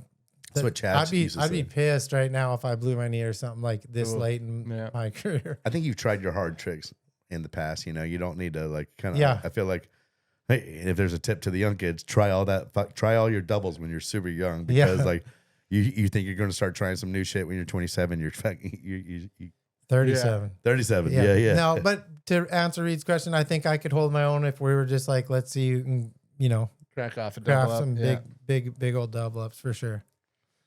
That's good. I like it. Love it. Yeah. Thanks, Reed Hansen and Jake Kuzma for the Patreon questions right there. I thought for sure Reed's question was going to be. You thought it was going to be super. Yeah, it was going to be in depth. Yeah. What do you think he was going to ask you? I thought he was going to talk like a little smack or something. Maybe. Yeah. I like Reed a lot. I love it when I'm filming for the Pro Tour. I get to hang out with Trevor's driving and Reed's usually judging, and it's always a good time. Yeah, they are so great. funny that we like. I mean, a classic one is anytime somebody falls on a Tootsie or a Dum Dum, like especially junior men's, they do one and they fall on it. We pull around and like Reed goes, "You got any tips for him?" I like that. Well, let's do the spin to win wheel right now for all the Top Shelf Patreon members. Sign up for Top Shelf Patreon. We'll get you on this spin to win wheel, and we give away, obviously, like we were talking about, some crazy lot of good prizes. stuff. Yeah, a lot of hard goods, some wakeboard goods, La Familia T-shirt with Sam Brown and Luca Kid last week, And you get a Yeah. pontoon cruise, you get a Yeah. fishing trip with Danny Hampson, And you get a lot of other little and perks you get to in support there. the podcast, which Shane Yeah. and I truly appreciate, man. We love Yeah, y'all. and thank you guys. Like we said, thank you so much for coming in here. I'm actually getting to spin it tonight. Are we recording up on no, this thing? we're not recording. Ooh, Right we're now. recording now.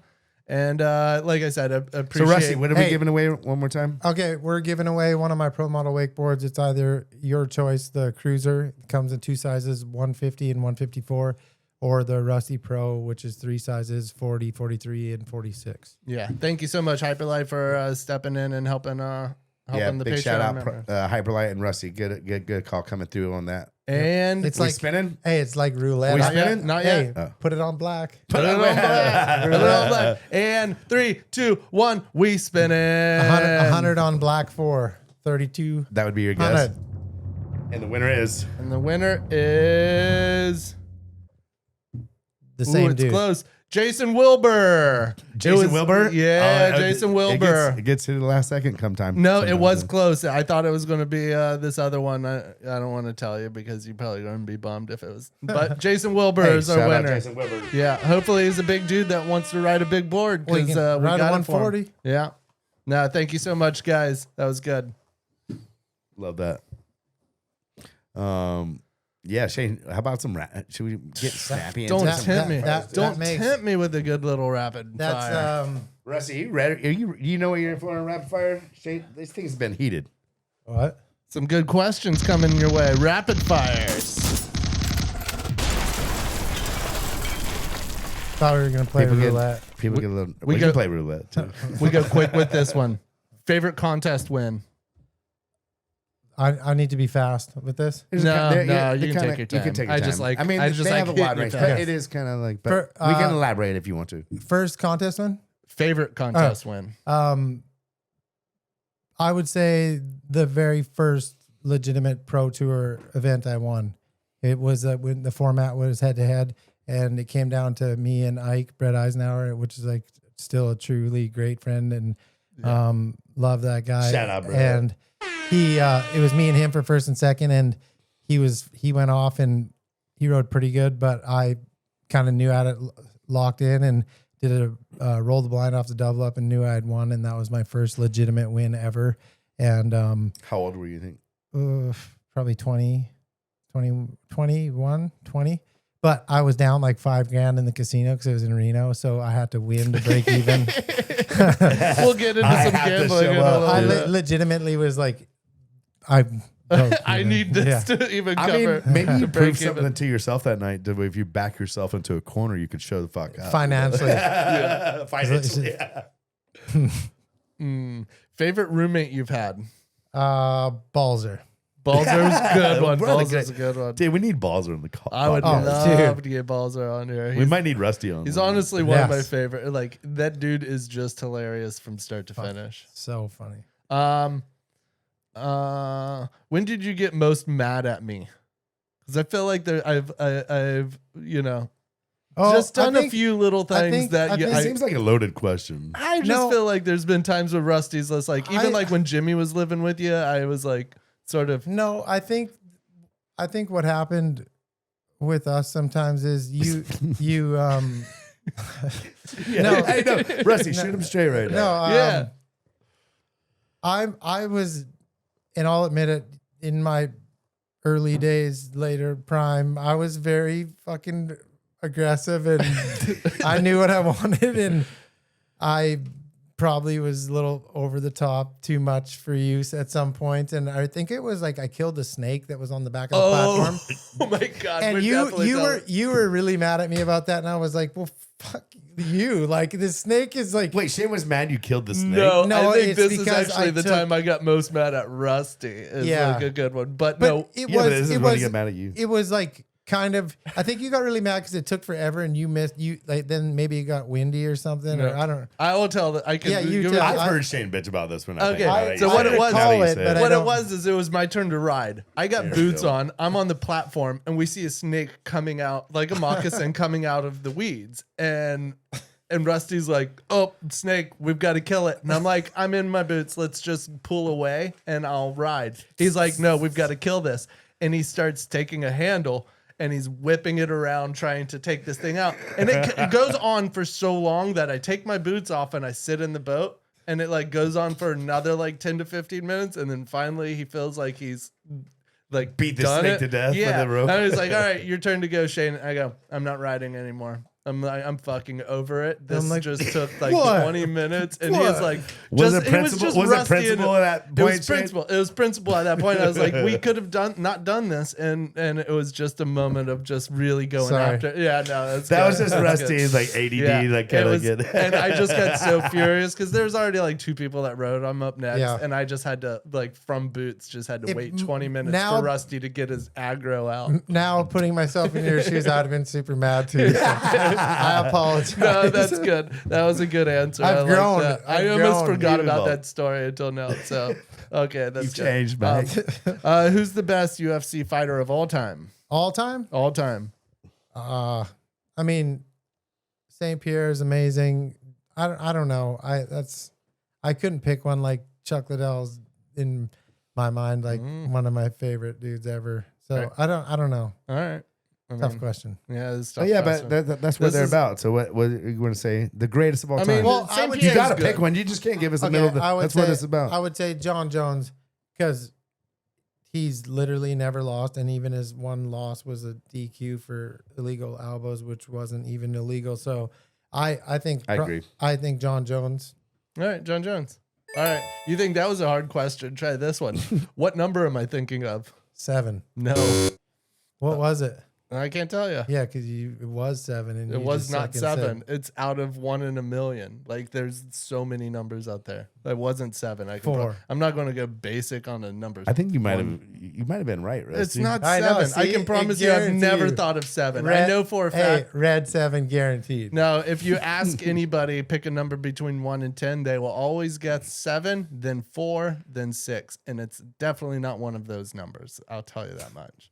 What- I know this. Favorite day riding. Your Fa- favorite my memory favorite wakeboarding day day ever? riding. Dang. A lot of days. Back in my prime, I'd ride like 4 or 5 times a day. But favorite time. Maybe the day you landed a 10, your first Yeah, I was 10? gonna say that was out in Claremont, and I tried that a lot, and I don't know, that was like my favorite moment because I Yeah. worked really hard for that trick. But I don't know. Honestly, going back to like probably the Hiawassee days, I think there was what year was that really big hurricane where like Ruck's tree broke? 2004 or 5, I think. So after that hurricane, like everything was obviously Charlie Francis. pretty bad, yeah. but the conditions were like Yeah, insane. It butters out. And yeah. we rode a bunch, and those were some of like my favorite days. It wasn't like anything That's a good crazy answer. went down, but like lots of people, like I remember we didn't even have power, but we had a shitload of gas. I think Chad had like I remember 40 gas they were cans. filming Danny's like pool episode or one. It wasn't pool. It like- was maybe it was pool, but it was some firsthand. Firsthand. That's what it And was. Eric yeah. Hemans was there. That's Yeah. what it was. Those were some insane days. Really, really sick. Yeah. Shout out Eric Hemans. Yeah, I remember all he, man. Yeah, dude. Most you've won gambling. Ha. Let me get this cash register. What are we talking here? What are we talking here? Let's just say it's probably more than Twice as much. Would you say it's twice as much as Tyler won last weekend? We don't got to say the amount, but if you know the amount that Tyler won last weekend, would you say it's that's twice that? yeah, that's a good guess for sure. Pretty good guess. Ah, All right, that's yeah, pretty so good. if you wanna, if you're curious, do some Yeah, research. do some research. Favorite Bonifay. Like you two or Bonifay? Bonifay. It could be Pete, Betty, Paul, I would me, say- me, or Shane, or like, I'm gonna go with Pete. He was always very kind to me and always like took Yeah. time to ask legit questions, and he was the best. that's that's Yeah. the correct answer. That is correct answer. What's the most question you are asked from fans, like at a boat show, at contests? Like, I feel like there's probably just the classic thing where they run up. Maybe it's, why are you named Bone Crusher? When's the last time you did a tent? Whatever it is. What's the most question you're asked? I really don't know. It's a tough one. Yeah. We don't have to. I kind of like that one. It's a weird one, but I felt like it might have been the Bone Crusher one. Yeah, I mean most that people, gets that but you does also get asked a lot, like yeah, a lot. But you for sure. also have this like this fan base that's not your. I don't want to say your typical wakeboarder, but it's not the. It's definitely my fan base isn't your fan. Like yours are like these dudes that are fucking bigger, crazy. You know what I mean? Mhm. Like, and I feel like they all. I was wondering when they see you at an event, they're like, yeah, Bone Crusher, I love this dude. And they go up and they're like, I think you could come off as kind of between the name and just like you're super kind-hearted heart, like when you get to know you, but from afar, Yeah, like you can be kind of intimidating, almost the way like that you felt like to Randall. Maybe did you feel like when you first met, like he's like, I mean, yeah, it seems like, and once you get to know him, he's like obviously the and you're the same. I got that a lot. Are people intimidated by you? Yeah. Do you sense that? 100%. I've got that a lot where like they just looked at me and assumed I was like, and then, they're like, oh no, he's actually a big teddy bear, and he, because I'm always messing around for the most part, so I look like always serious, but yeah. So I would say definitely. Your heart's kind, but you're still pretty. You're pretty Intimidating, intense. Well, I've always really respected the idea that whenever you made I don't want to say you made a certain switch, but you leaned into this image that I don't know if it was intentional or what it was, but you embraced this thing where you were bigger than all of us. You were like this huge and guy really health and working leaned out into it. And that But there was a before. big fan base of riders and other people that wakeboarded that didn't see themselves in riders, because a lot of the riders were just skateboard, snowboard lookalikes. That's a really good point, Jay. And you honestly embraced it and became this thing. I don't know if it was intentional or whatever, but you did it. And all of those guys that were, riding on boats in the West Coast that had, tats, and they were bigger and like they were into this thing that they didn't see themselves in other riders, and they saw it in you. And I love that you embraced it. Thank you. But now that's actually, it's people, it's not a question, but a lot of dudes will be like, dude, it's sick. You're a big guy like me and you're out there killing it. Like that, they'll say that exactly. Yeah. No, it's good to see a big dude out there killing it or something like that. Yeah. No, But not only that, but I think your physique is just like bigger than a normal wakeboarder. And I think you were one of the first pro wakeboarders who really endured. Before like you, there wasn't too many who like were like working out in your health and like what you put into your body and your career and your tricks, and it all hyper focused into like your persona of Rusty Malinoski. Yeah. Like you had your gym with like, it was like you embraced this like lifestyle, and you were almost like one of the first ones to kind of do it. Before that, it was kind of like our generation kind of like coming up, and you really physically set the bar of like what it meant to be a pro, like on a physical side of a pro wakeboarder. But and I think you see a lot of kids, like everyone's foam rolling, everyone's now. no, for I sure. mean, but like you, I mean, yeah, I mean, I agree with you 100%. it used to be a lot more fun before. Yeah. 100%. But for me personally, like when I moved to Florida, or like chasing my dream, drove down here and was trying to make it happen. So I raced motocross growing up. I played hockey, all the stuff as a young kid. But I know I brought that motocross training mentality to wakeboarding. So in motocross, I was really good at, by the end of like my last lap would always be my fastest lap. So most guys would fade as you ride a 20-minute moto. So like first half the moto, they're hauling ass. They start getting tired. They're fading. I was always in such good shape that I would like actually get faster and faster, and I'd catch those guys and make. And not only that, but you would learn, and you would like you were getting better through the lap. Well, I wouldn't fade. So as you might be faster than me, but guess what? After 20 minutes and you're starting to get gas, I'm like picking it up.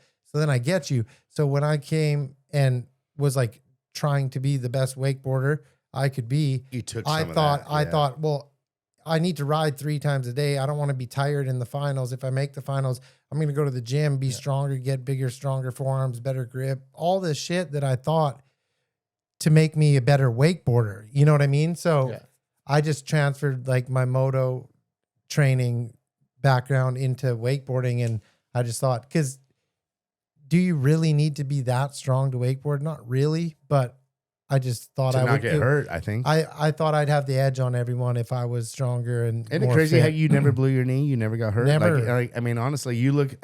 You look at the list of pro wakeboarders that had successful careers, and to not have some type of like shoulder, ankle, or a knee injury, like you've. I mean, you've had like an infection and stuff, but like you really. Yeah, Chad always said it. Chad goes, "We got hockey legs. We got hockey legs." I was like, "What are you talking about? Fucking hockey legs?" And this is before I knew you. Chad used to say that when he knew him. And then Chad never blew his ACL out. Went bigger than fucking anyone his entire career. Like, not anyone, but like, he but went like, big. but like, and then you too. You went, But you Rusty go didn't big. go that big. No, I'm just joking. No, but I just crazy. No knee braces, and they never blew their knees out. So hockey legs, Hockey legs are real. big shout out hockey legs, dude. Yeah, I think you could. I don't know, like because Noah Flegel has huge legs, and he's had knee trouble. So it's like I don't know. I But he think never played hockey. he didn't. But you know, That's what I'm hockey legs. Dude. I mean, you have a tree trunk. Are we still Yes. going rapid fire? That's the beauty about rapid fire. We can get back. Sorry, I'm Shane. into- Sorry, Shane. Favorite rider of all time. well, I have to. I mean, we've talked about him. Obviously Randall's riding was the best ever, and like no one could compete with. If you sat in the boat and watched him ride, and then Parks in his prime rode, Harley in his prime rode, he would steal the show from all sure. those guys. For And sure. like not like they weren't unbelievable, No. but like I would argue that like Parks' first 1080, like that's on the wall right there, that could have happened, and then Randall could have rode and stole the show. You know what I'm saying? Yeah, Like for sure. in a way, it was like that when you would put your eyes on him and watch him wakeboard.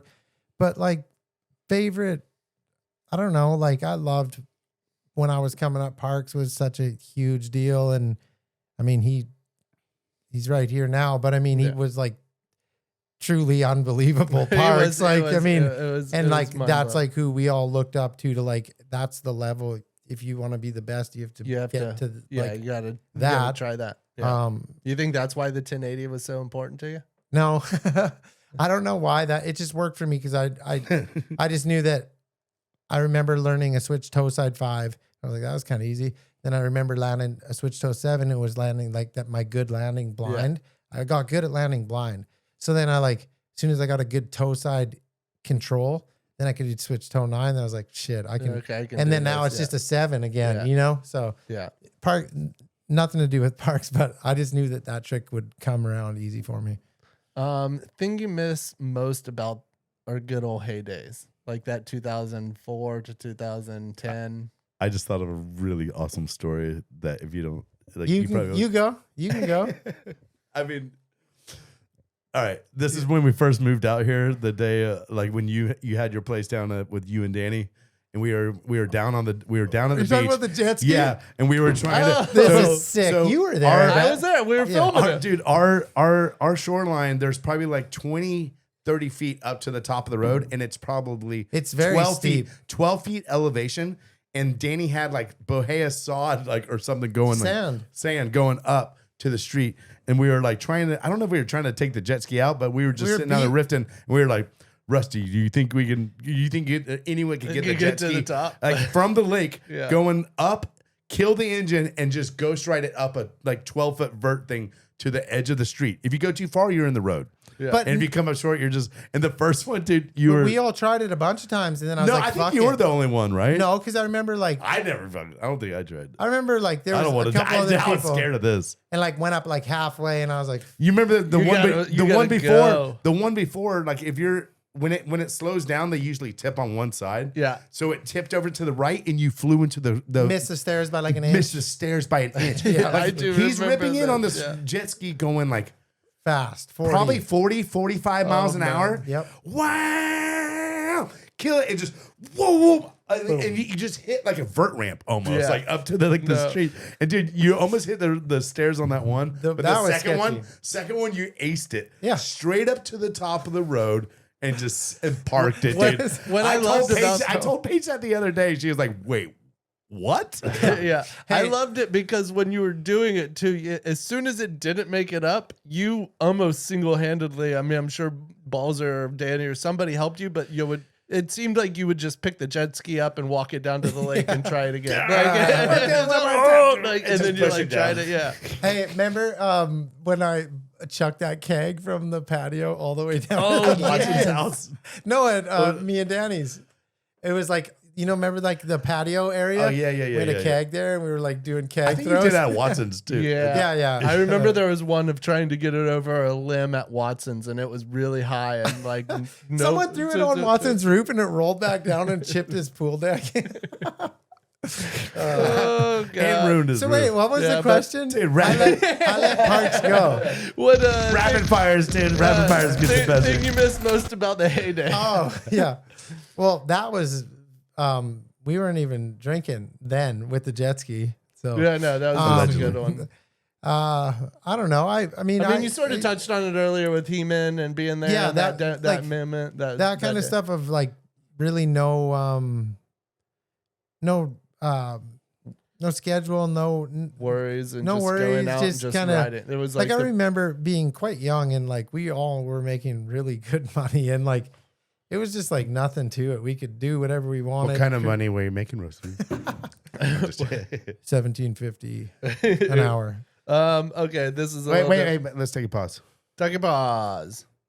No, a few more questions. I'll skip that one. What do you like to do when you're not doing something? Something. No, but you're doing like Yeah, I when like to be doing something. you don't sit on the couch and watch something. What are you watching?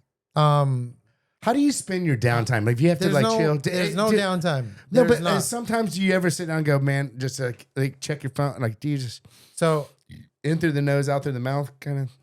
I watch YouTube every night that I go to bed, and I watch usually fight news. Like there's like a million different channels. So I watch a lot of fight news, and then obviously Moto too. So All right.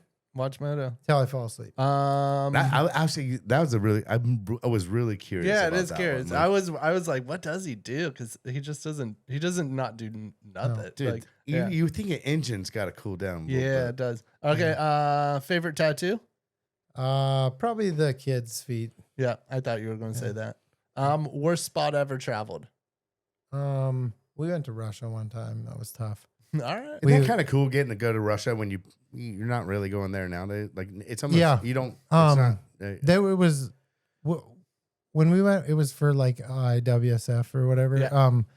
And it was like I don't know. I was pretty young, but I was like kind of nervous, and then it was very. You look pretty Russian though, and your last name's pretty Yeah. Russian. I feel you fit pretty. But fit dude, in pretty good. crazy thing about that is when we were there, I went down these stairs into this like little mini casino place.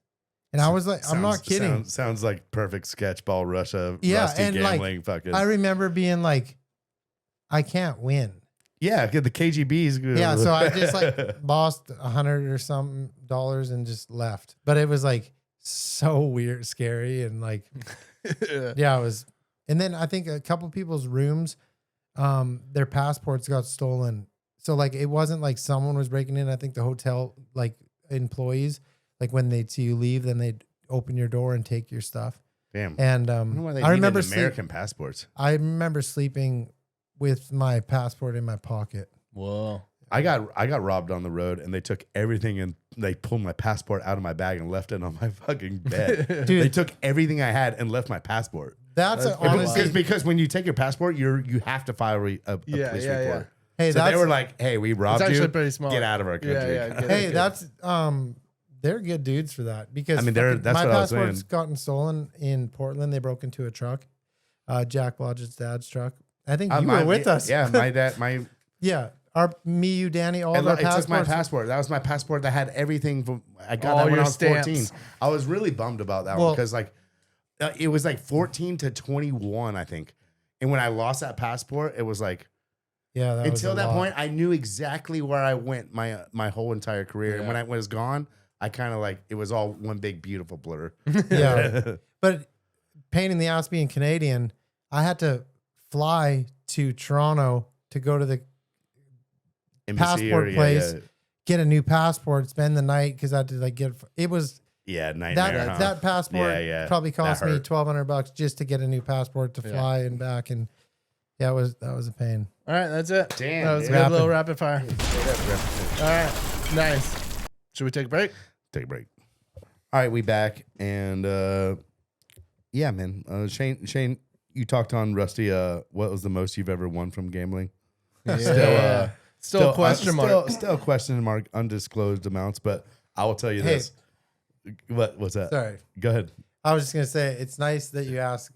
You're not asking how much have you lost. Well, I was debating when I wrote it. I was like, how much have you lost or how much have you won? And I was like, I think you'd rather talk about his wins than his loss, you know? I mean, Let's just say it started at a young age of like 20 years old in Reno. That was my favorite event, man, because You know- staying okay. at the Nugget was so those sick. were sick. And I remember John you crushed Esquaga. it. And I remember that's when you made your first 10 in a contest at Reno. yep. And that was a big year. And that's what I actually, when I wrote down favorite contest, that's what I thought you were going to say. Well, Reno was special to me because of my first win and then landing the first 10 in a contest and having some good luck in the Nugget Casino and also some bad luck. But I have some funny stories of Reno Casino that are just like I would love walking through, and then you would look at Rusty, and dude, his head just red, and you're like, dude, watching Rusty gamble, placing money on like red or black was like entertaining to me to where I almost didn't have to gamble at all. Yeah. Like I could watch Rusty do it, and then just watch Rusty walk around. Then it would start spinning, and Rusty would do like a lap around the thing, and you'd come back right as it was dropping. It was the best, dude. You were true good entertainment, dude. Yeah. Because you always bet more than us. Like we're always kind of like you're true. frugal, kind of like pussies and betting, but like we really lived. You're true to a gambler in the sense that you are willing to win big, bet big to win big. you also lose big. Yeah, you know, You got to take the good with the bad, but there's been some really, really big nights and some really bad losses as well. So I think I it all like probably. I feel like when I heard like the stories told from Rusty about gambling, is always the good ones. I never really. Oh, you don't hear about it. How'd you do last night? Oh, I did all right. How much you lose? No, a little bit. No, not bad. that is good. Yeah. You got any blackjack tips? Because I always play blackjack, and I feel like I can play. Yeah. By, I feel like I can play by the book. I double down when I should. Yeah. I hit 16s. Atta boy. I'm willing to sack up, but I never. You hit 16s? Ever. Yes, ever. sir. Yeah, Shane, you got to. Come on, Shane. Come on, Shane. See, this is a tip I'm not learning. No, this one. Oh, this isn't even. Well, some people, lots some of people don't. Yeah, it's true. But The real ones I mean, do. You know how good it feels when you got 16. You're like, and they throw a 5 down, and you're like, poof, That is a good. best, the best. But what's a But good most times tip? you get a 10. Yeah. What's the biggest tip if you're okay? We're not talking about blackjack philosophy here. Let's say you have $300 bankroll limit for the night. What's the best way to get to 600? One bet. Less bets than more. Do it. Just straight up. $300. One bet. Yeah. And then if it hits, take your 300, put it in your pocket. Now you're playing with their money. That's Do you pro play tip. craps? No. Only blackjack and roulette. Well, I actually don't even play roulette anymore. Just- Roulette That was like back a in the day. That was like Yeah. a novelty. Yeah, kind no, of. I'm just wondering. But it's blackjack. But it was You're going entertaining as shit. blackjack only. Yeah. Yeah. all You right. matured. Well, now you don't. Yeah. Now you really don't play. You don't gamble too much nowadays. Not as late at night or as often. Yeah. It's probably good. Yeah. Yeah, and it was kind of crazy when I realized Tampa was only 45 minutes from my house. Was that scary when you realized that? We went a lot. We went a lot.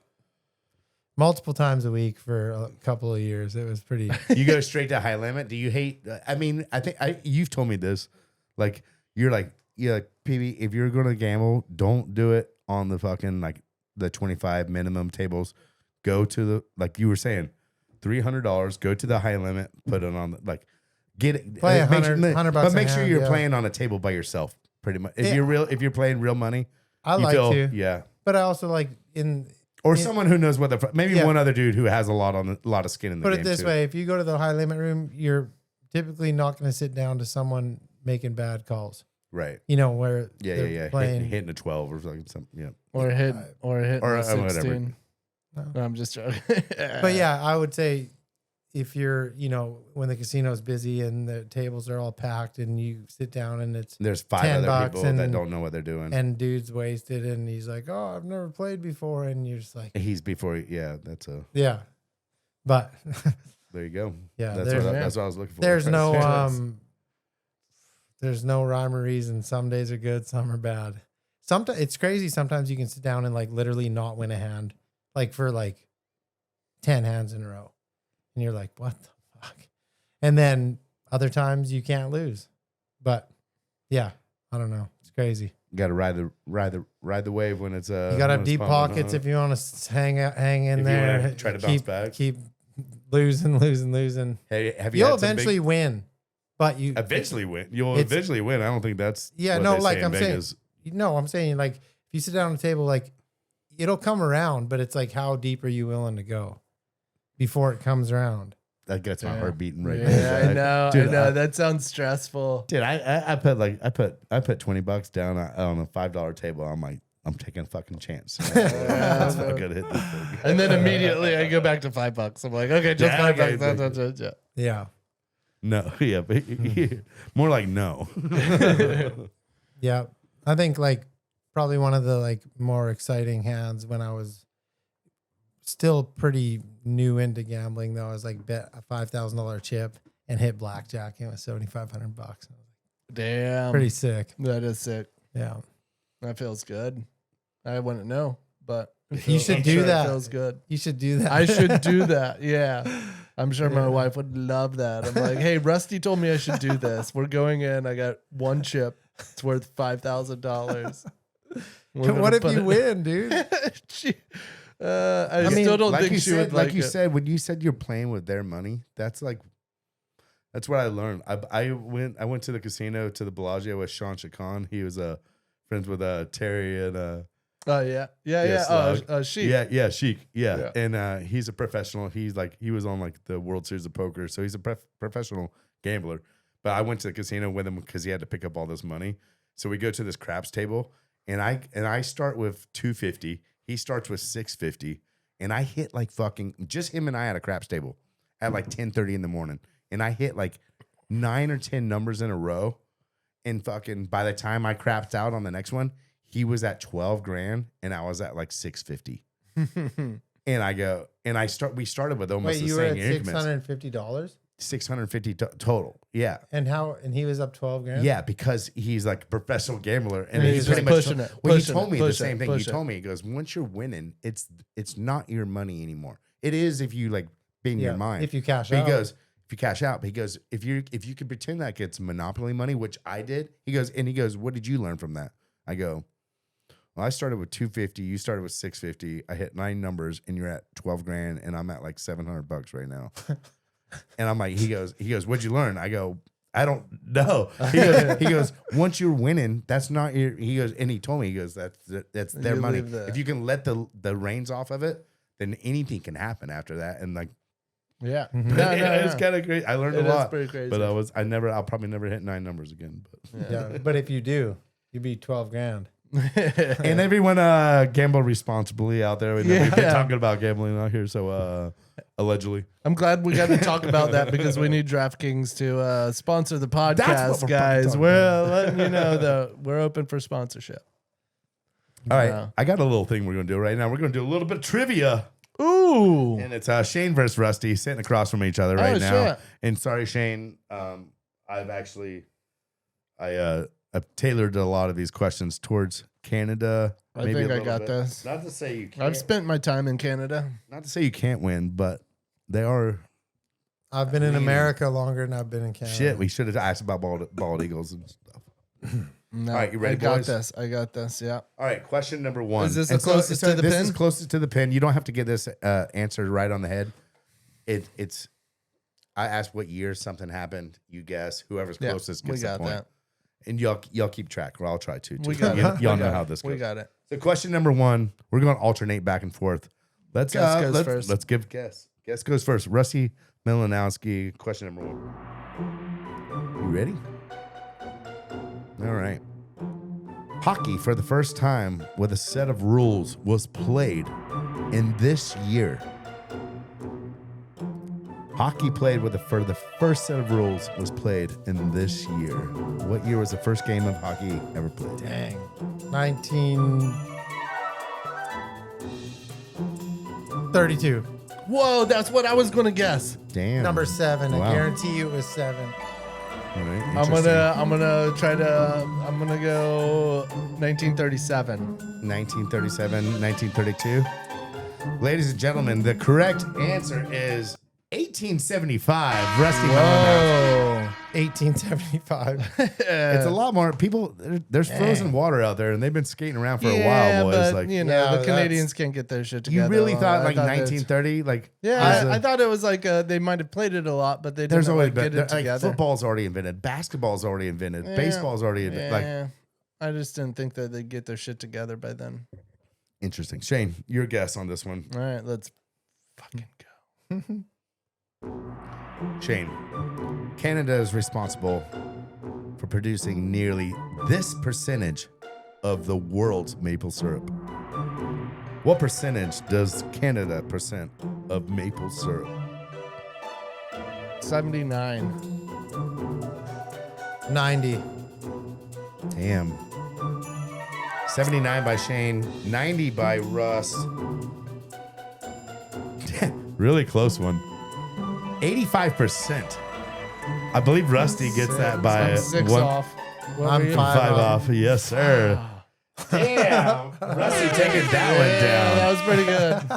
So Rusty's up 2-0 So it was right now. 85%. 85% of the world. Why'd you low. say, The world's why'd you maple say syrup is- 79? I went a little lower than what I was thinking. Like, tries because to I play was like, C7 again, dude. no, but I went a little lower than what I was thinking because I was like, there's got to be some like maple syrup distributors out there that So- aren't from. Only 15%. Yeah, not very many. No. All right. All right, fair back enough, fair to enough. Rusty's back 2 to up. Rusty. Back to Rusty. 2 up. guessing right now. Rusty, we just talked about the sport of hockey being invented. The sport of basketball was invented by a Canadian named James Naismith in this year. What year was the sport of basketball invented by a Canadian James Naismith? 1880. 1912. 1912, 1880. Y'all can help me with some math right now. The year is 1891. Winner. I believe Rusty gets that one just by a couple. I can't do just nickel and diming you on the end of this one. Rusty up 3-0 right Shane, now. you know what that But I feels did like? favor these towards like Canada. Yeah, but I have no idea. Dude. You know what this feels like for you right now is then you get like a 19 and then the dealer has a 20. Yeah, no, it's a. Or you're like, damn, I got a good hand. Yeah, I got it. I thought I was guessing some good If numbers. Shane was going to flip it right now, this would feel like An all when in. you were trying to win, when you were trying to land I the don't think double. I can win. I No, think- this is like when you were trying to land the 1080 and double or nothing, and you didn't land it, and Oh. Shane got to go into Blue Angels jet ride. Yeah. Let's zoom in on these things. Hey, but guess, remember, was that when it got windy and then. Yeah, we and had then- to separate the days. Yeah, and then- you came back out with Andrew. Yeah. He was going for Mob 7s. I think you were going for 1080s. Shane already landed a towback 7. He was the winner. Winner got to go on a Blue Angels jet ride. Yep. And you were the favorite. Like if there was a spreadsheet, For sure. you Oh, were yeah. like minus 130 Dude, to land it, minus 130 to land a 1080. Going into that event, You're like a I Scotty was Scheffler, probably- kind of like I could probably hit a 10 within 50% of the time. 3 tries. Right. And, yeah. and then I didn't fucking hit one. Then the next day, I was doing test double ups for whoever like the last 2 riders were. First double up, crack a perfect 10. Do you realize what you missed out on that one? Hey, you know that was a big point in my career too. No, I'm just, yeah. Hey, you see that hammer down there? That Rusty, giant hammer. Even Rusty The other one even too. Rusty Yeah, can't pick up that's that it. hammer. Rusty, Yeah. grab that hammer. Let's see the way you handle that thing. A lot of people. That's Mjorna. Damn. That's Look at that. yeah. That's real. Wait, That's, this is what you got? Yeah. Well, and the Blue Angels jet Why? ride. Why is it here? Because that's my side of the whole trophy case. Oh, right Yeah, there. Rusty. He's got bottle of whiskey. He got a super soaker. I got Luca's super soaker. I honestly remember this. Yeah. Oh yeah, that's it. That's the Like- one that we're shooting all of it on. That's the That's pointless probably what camera. you. That's yeah. That's probably the one that shot the. There's no back way 10. that works. The back 9. Back 9. Yeah. There's no way that works. That works. Really? Yeah, that works. Let's fire it up. Let's use it for a camera one night. For a it center. would be sweet. It That'd be would be sick. sweet. Use it It for a works. center mount. Yeah. All right. I got one. Well, Rusty's up 3-0 right now. We're gonna run it out. It's his turn. Shane's guess. All right. Shane, you ready? Yeah. If I win these next 2, No, it's then like the best of we have 5. to I already figure out beat you. Parks. You have to ask a random question. It's the best of for number 5. I already 6. beat you. I swept you. Yeah. 3-0. All right, Shane, you ready? Yeah. How old is the greatest hockey player of all time, Wayne Gretzky? 67. Rusty Malinoski. Shane's like real close, I think. I can't say anything. Don't read me. 70. Ladies and gentlemen, Shane Bonifay is on the board, 64 years old. I was going to say if I'm right on the money, I get double Damn. points. No, yeah. So you're on the board one. All right, one. But you can't. You're right, Shane. if You I- can tie this. The only way you can get double points at closest to the pin is if you hit it right on the head. Yeah. And you're down 3-1 right I now. was So pretty this is close like there. Yeah, this is this Hail is big. Mary. And we do have one more question. Rusty goes first now, though, so I can prices right him. This is a hard one to hit. I'll say if you get it within 100 pounds, we'll give you 2 points. This Shane. is a best of 100 5 that I pounds. swept you in, and now we're going into. But I feel like Rusty's a good one to guess on this one first. You ready, Russ? Last question. Can Shane tie it up? What is the biggest moose ever recorded that was shot? In September, 1,800 pounds. 1,800 pounds. I'm gonna just price it right. I'm gonna go 1,900 pounds. Damn, Shane, you really you had him right on the Price is Right kind of thing, But I didn't get it. but you close didn't enough. go. I You did. should have narrowed it down. Rusty Malinoski with 1,800 pounds, and the biggest one is 1,808 pounds. Rusty, only off by 8 pounds, good dude. stuff. Way to show up. Caught in the Yukon in 1897. If I would have just gone 1801, I would That's have what been I'm within saying, Shane. 100 pounds. When you were going to go like I Price thought it is was Right, big. I thought you were going to truly Hey, Price is Right. when he went above me, I was like, I won for sure, because I was like, I had a real weird feeling that there wouldn't be one went too much high. bigger than And that. I would have been should've went within just- 100 pounds, which means I would have got double points and we would have been in a tie off. I smoked you though, huh? Like straight up. I mean, you Straight came up, out of the Shane. gate swinging, but I don't think I was too far off. You Lucky. got. Shane, down if there. you ever want to come up with some questions and make me go against a guest, I'm down to. I can do always this. come up I can with do this. Yeah, But I'll do this. I'll do this next time. yeah, right. Yeah, I probably won't. I work so hard on my rapid fires. It takes a long time. Oh yeah, Yeah. solid 12 minutes right as you get. to Rapid me. fire was good Rapid fire was. because They're always we good. we They're got really off fun. track multiple That's times. what they're about. Yeah. So it was Well, that's not what they're about, but that's what they happen to be. good. Yeah. No, it worked Yeah. out well. Rusty, do you remember the time that it was down in Fort Lauderdale or the Keys, the event where it was in my interview with Was it the Tyga event? the Tyga event, Pro-Am. the Pro-Am. Mhm. And it's nothing against you, but it was a thing where I was up against you. I mean, I won it back-to-back years. Is that No, but problem? we were up against each other, and I wanted to protest and be like, I think I won that heat Against Rusty? against Rusty, and I was walking to the tower, and I was in the tower trying to protest, and they ran the boat, and Rusty's out on the water, Sorry. and he's bad. riding, and I'm like, because Too it was bad. like this head-to-head thing, and I was like, I furiously, I mean, I badmouthed Bish in the magazine and was like, dude, this was clear, bullshit, because I at robbery. least get my chance to protest. True. And they just ran it while I was talking, or like before I got to talk. Shane, And what I if, was like, what if your protest at that point was like, fuck this, and you ran down and just swam out to the lake and you like blocked the boat path? yeah, no, but it was one that I was like, man, like that was a rude moment where I was like, I'm trying to be like, hey, Do this my right. Tootsie Yeah, I Roll feel- was as good as his Chromobe or whatever it was. You know what I Skeezer. mean? Something. Skeezer. Switch. No, but it was one time that I was like, actually protested. That's what you were against going to bring up to the judges to stop the fucking Something. contest Yeah, of judge my your Tootsie Roll Tootsies. versus It was Skeezer. a clean toots. It Oh was a my clean God, toots. dude. No, I don't I know would've what ran that I boat don't know too. what Good I job, was. Bish. Shout Yeah, out, Bish. I don't know what I was arguing, but I thought it was worth the argument. And I'm they, sure it was. yeah, but they ran you. And while you were riding, I was like, this is like, and it was like to get into the money round. So you were like, I even wouldn't be surprised if he was like, just put the rope on there. Let's go. I and think I while did. I'm walking I was away, like, hey, I think Shane's trying to protest. Let's go. Let's go. I don't care about the rollers. Let's go. First No. off, the doc never felt so good, huh? Yeah. Hey, just to make you feel better, I won that contest. Yeah, you did. Yeah, you did. Yeah, you did. Yeah. I mean, the chances of me beating you always were definitely very slim. That's why I wanted to protest whenever I did have a fraction of Got me in got you. Kelowna. Yeah, in Kelowna. That was a big win for me. Wait, you remember the I was time that Shane beat you? Yeah, I was super bummed, honestly, I because can't believe it sticks out to you like this. well, it was such bad conditions, and I was always favored to win bad because Yeah, you were a I strong could rider, ride yeah. good in bad conditions.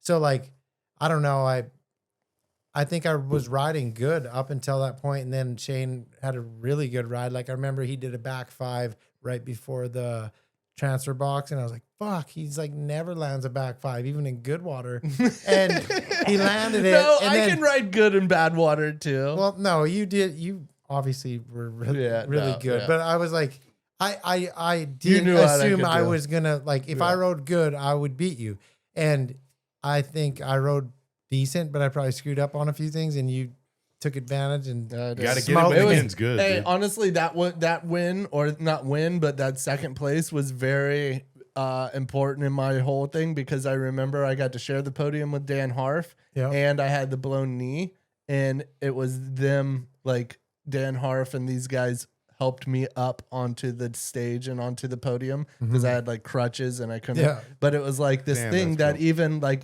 because I blew my knee coming off of the fun box, I think, and I like went nose press 180 out, and when I landed, my knee went boom, and I remember I rode away from it, but I like went to carve and just I was like, ooh, that felt weird. Let me see how this feels, and I edged and immediately felt it. you knew. So I like threw the handle and dove in the water, and Dan was on the dock and knew.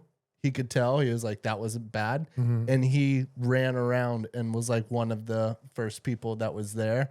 And then he had to go out and ride heads up. And then, Was he against you? yeah, because he won. Oh, so he won the event. He you got won the second. event and I it had was second. Yeah, so, yeah. but he was like, I still got to go out and ride. But then it was like this thing where he was like, oh, it you would have been fucking- sick if he choked though, Yeah, and then you it still was- won with the still won blown with knee. it. Yeah. That would have been sick. No, it was a cool one. I remember that. And then even It's cool they helped you up on the podium. That was yeah, because I remember I was on crutches, and even Byerly was there. Like, there's people around that were like, you That rode was- sick. You got yeah. all the way through. You even took out the fucking bone crusher. You got there, and if you went down, and that was part of it. If I didn't win, I went down swinging. That was a good spot that you could be in to where you weren't like when Rusty, when you were on top, you were like battling Phil, but it was almost like if you didn't fuck up, you could almost like pretty much win, kind of like, or at least be in the like conversation to Yeah. where like Shane was like, you more or less kind of like nothing to lose, everything to win. You could like swing for the Swing, and yeah. that's why I feel like that's why you had some like some wild kind of moment. Hey, Like, but you're those talking, like, kinda those were the worst dudes to get lined up Yeah, against. totally. Because like 99% of the time they'd fall, but then there's that one time I mean, I give him 89. Well, you know what I'm saying, like- I'm Yeah, just joking. I'm just where joking. Yeah. You're where right. all of a sudden he Makes heel 7, toe 9 out of nowhere. And you're like, what the fuck is yeah. this? Now I got to switch up everything. So Shane, remember when Shane- you almost got DQ'd for all in on the van's truck rail off the jump the opposite the way? opposite way? Yeah, they gave Too you. dangerous? Well, no, it was like a dude. It was like this. They used the ski jump. They had a Vans truck. They had this like crazy kind of like A-frame over it, right? Yeah, A-frame. A-frame, but it was like this like box kind of on top, and it was like But the it was okay. like clear plexiglass. Yeah, But the backside of the A-frame didn't go into the water, so it was like a 2 foot. But 3 no foot one ollie. was supposed to It ollie was it that Well, way? okay, No, so it was 3 So what foot. it was is the day before, Danny was actually hitting the fun box or something, and he fell on it and scraped his arms up really bad. Like Pete Rose I remember slid that. on it, In the and hot- yeah, in the ambulance in and the stuff, ambulance, and I went with him in the ambulance. While I was at the hospital with Dan, they had a writers meeting that said, "Don't hit the rail from Oh, the so you other didn't side." know about that. And I didn't know. So the next day, I went and hit the rail from the other side, and they're like, "You're DQ'd. We told you you can't." Did and you I go, argue it? Yeah, It and was I go, the most I go, I gangster was, thing I go, ever, I dude. was at, I never heard this. I was at the hospital with Danny because of this, and they were like, "Shit, he was like, we can't DQ him from this." And then I got to ride in it. Oh, And so it and was after like- that, they go, and if Yeah. anyone else hits it, yeah, then if you're anybody DQ'd. else, but it was like But a dude, big thing where. But you should have been DQ'd because like no one else like should have like hit this Yeah, thing. no, Like the it- consequences of this thing. Like if you clip, it was seriously a 3 foot. Yeah, it ollie, was a maybe big a little bit. It was solid waist high in shitty conditions, and they spray painted the front of it bright orange. Yeah. And they were like, and if Yeah. you fucked up this, you're going straight into an open jump that's like 14 feet wide with a truck. Like there's no side. Like if you clip this ollie, you are going into the thick of it. And I Like, could be wrong, but I think that was the year that I ended up winning the Vans Triple Crown, and then 2000. that's actually I won 15 grand, and that's what started Pointless, like where we bought cameras and bought computers and like got going. But That's sick. I could be wrong on my years, but it was a big one where I did Bullshit you I didn't get argued the it. I truck. was like, you can't disqualify me because nobody told me I could do that because I was already at the hospital. Like I was with Dan. and, green like, Capex hat on. Yeah. Stupid long hair. Yeah. Oh, Yeah. good old days, dude. It was good. Yeah, you had a couple like very popular items. Your basketball jersey, life The jacket, baller jacket. and that when as soon as he just said that helmet, I can picture the Capex. Is it called? Yeah. Backwards baseball helmet. Yep. That was The real, catcher's helmet. real kind of. popular. Board Yeah. pants, baller jackets, Capex helmets. Anything I touched was gold, buddy. That's just like a joking. Pacific Yeah. Coast is set in right now, ladies and gentlemen. Oh man, damn! Rusty, what was the? We got to talk about this. This is the dude. This is the story that, you almost couldn't talk about this. This is the when you got like I don't even want to. I want you to reveal it. This is like the craziest Rusty story that I've ever like experienced. And Rusty, you got some wild ones, but this is like when you got into like the incident with the car like driving with you. Like I think you like cut you off or the something. road Yeah, rage. the road rage incident, dude. But dude, Yeah. and we're still trying to. I hope we find footage of this. Yeah, I had footage of it from the gas station. I recorded it on my phone, but it's been a long time now, and I looked for it, and I haven't been able to find it yet. But long story short, I was not driving. Put I your was- seatbelt on, ladies and gentlemen. It'll sound crazier, but if I could find at least the photo or footage of like, We'll try to animate it AI Screen, if we can't find it. even if I could freeze the No, anyways. yeah, but yeah.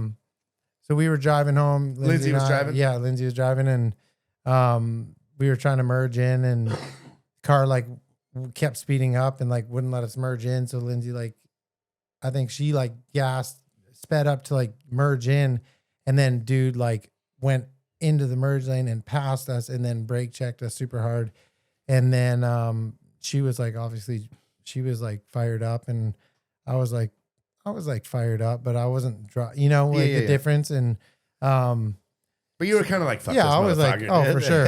Yeah, 100%. But, so then we were like going and whatever. It's just Lindsay's pissed. I'm like, whatever, but he's in front of us. And then we go to pull into the gas station, and he like goes to pull into the gas station, sees us pull in, so then pulls out like he's not going to go there. And then once we turn in, then he turns in after us, like follow us in. So Lindsay like pulled up to a pump, and like, so she pulled in like this. And so I got out and I walked to the back of the car, and he pulled up, and I'm like, what the fuck? Like, what's up? You know? And he went around the pumps over here. So then I walked this way. And then like, as I got out here, he came this way, and then he was in a Mustang, and he just like fully pinned it, like roasted the tires, like, "Arrgh." And I just remembered. And you're right in front of him. Yeah. Like, no, like he had like some lead up, like probably 30, 40 feet. 20, 30 feet. And, but like it happened so fast. I just remember like hearing the tires roast, and then I just thought like I just jumped as high as I could. Like I just remember being like, and then my like hip and butt like went into the windshield and the edge of the hood or roof of the car, like the windshield and the roof, you know? Yeah. And it smoked me, and I like ragdolled me and like flailed, like God, flipping dude. through the air like a ragdoll. Like I was like starfish ragdoll. Yeah. And I like ended up like flying like 30, 40 feet and ragdoll through the air, land on my like butt-ish, I guess. And got up, started running after him Because the car took off. He fled the scene, and he like whipped out, and he like then turned left on Lakeshore, and he was like, And you ran after him. I ran after him. And I remember like getting up, and I threw my phone to Lindsay, and I was like, call the cops. And then I ran after him, and he like pulled out, almost got T-bone, roasted the tires, like fishtailing. And then like a good Samaritan like followed him, and like followed the dude. He lived like a couple miles down the road. He got to his house, opened his gate, put his car in his backyard, put a tarp over his car. And oh, man. then anyways, I'm like, I'm good. And it's like kind of weird because I like was almost like embarrassed. Like I was like, I'm fine, you know, like playing it off. Yeah, yeah. And then like it kind of calmed down a bit. And then I was like, oh, You realize the severity of the situation. Like you just got like smoked by a car. And yeah. like, And it was like hit and crazy. run. Like, yeah, it was like a big deal. And I almost felt like embarrassed. Like I was like, no, it's all good. Like downplaying it. Like, I'm like, I'm fine. I mean, yeah, but didn't a part of you like want to find this dude and go like? I mean, find I out who did this like, yeah, well, it was weird. Like I did run after him, and obviously he took off, and then the people that followed him came back, and they're like, we know where he lives. The cops are on their way there or whatever. And like so many people that were at the gas station were like, how are you not dead? Like, Bro, that's that's it. what I'm fucking saying, Yeah. dude. Because Rusty, I saw this footage, and I hope that we're trying to find this footage, because this footage is like crazy, dude. Like literally, I saw the gas station footage, and this car, you're standing there, you literally walk out past the pumps, and you're like, dude, what the hell? And this Mustang takes off Shane straight at him. Rusty, and it's just like Rusty was saying. And Rusty like jumps up as high as he can. Seems like he gets clipped by his like shoe a little bit, and just hits his butt right on the windshield. You got photos. I airdropped them to you too. Yeah, I smashed the windshield. Dude, he hits the windshield, and I'm not shitting you. He's 8 feet in the air, upside down, starfishing out, and you fly like probably like 30 or 40 feet from where you got hit to where you landed. Yeah. You flew like 40 feet. You did a inverse round, like cartwheel, and you landed and took off after the dude with a broke foot. I Well, mean, yeah. You had a broke foot after this, right? I broke my leg. Yeah. So wait, so this this is is the hood. This is the. so this is from go, which to go to the other one. so this Open is that up. this is the Mustang right here. So that's we're where my- just looking that's at. where We'll my show it full screen. hip So went through there. do you think that scratch mark on the front right there is kind of like your maybe your? I think that's your foot, like your shoe. And then damn, look at the windshield, dude. The windshield's fully compressed in. How can That's you where- run after you were an animal, Rusty?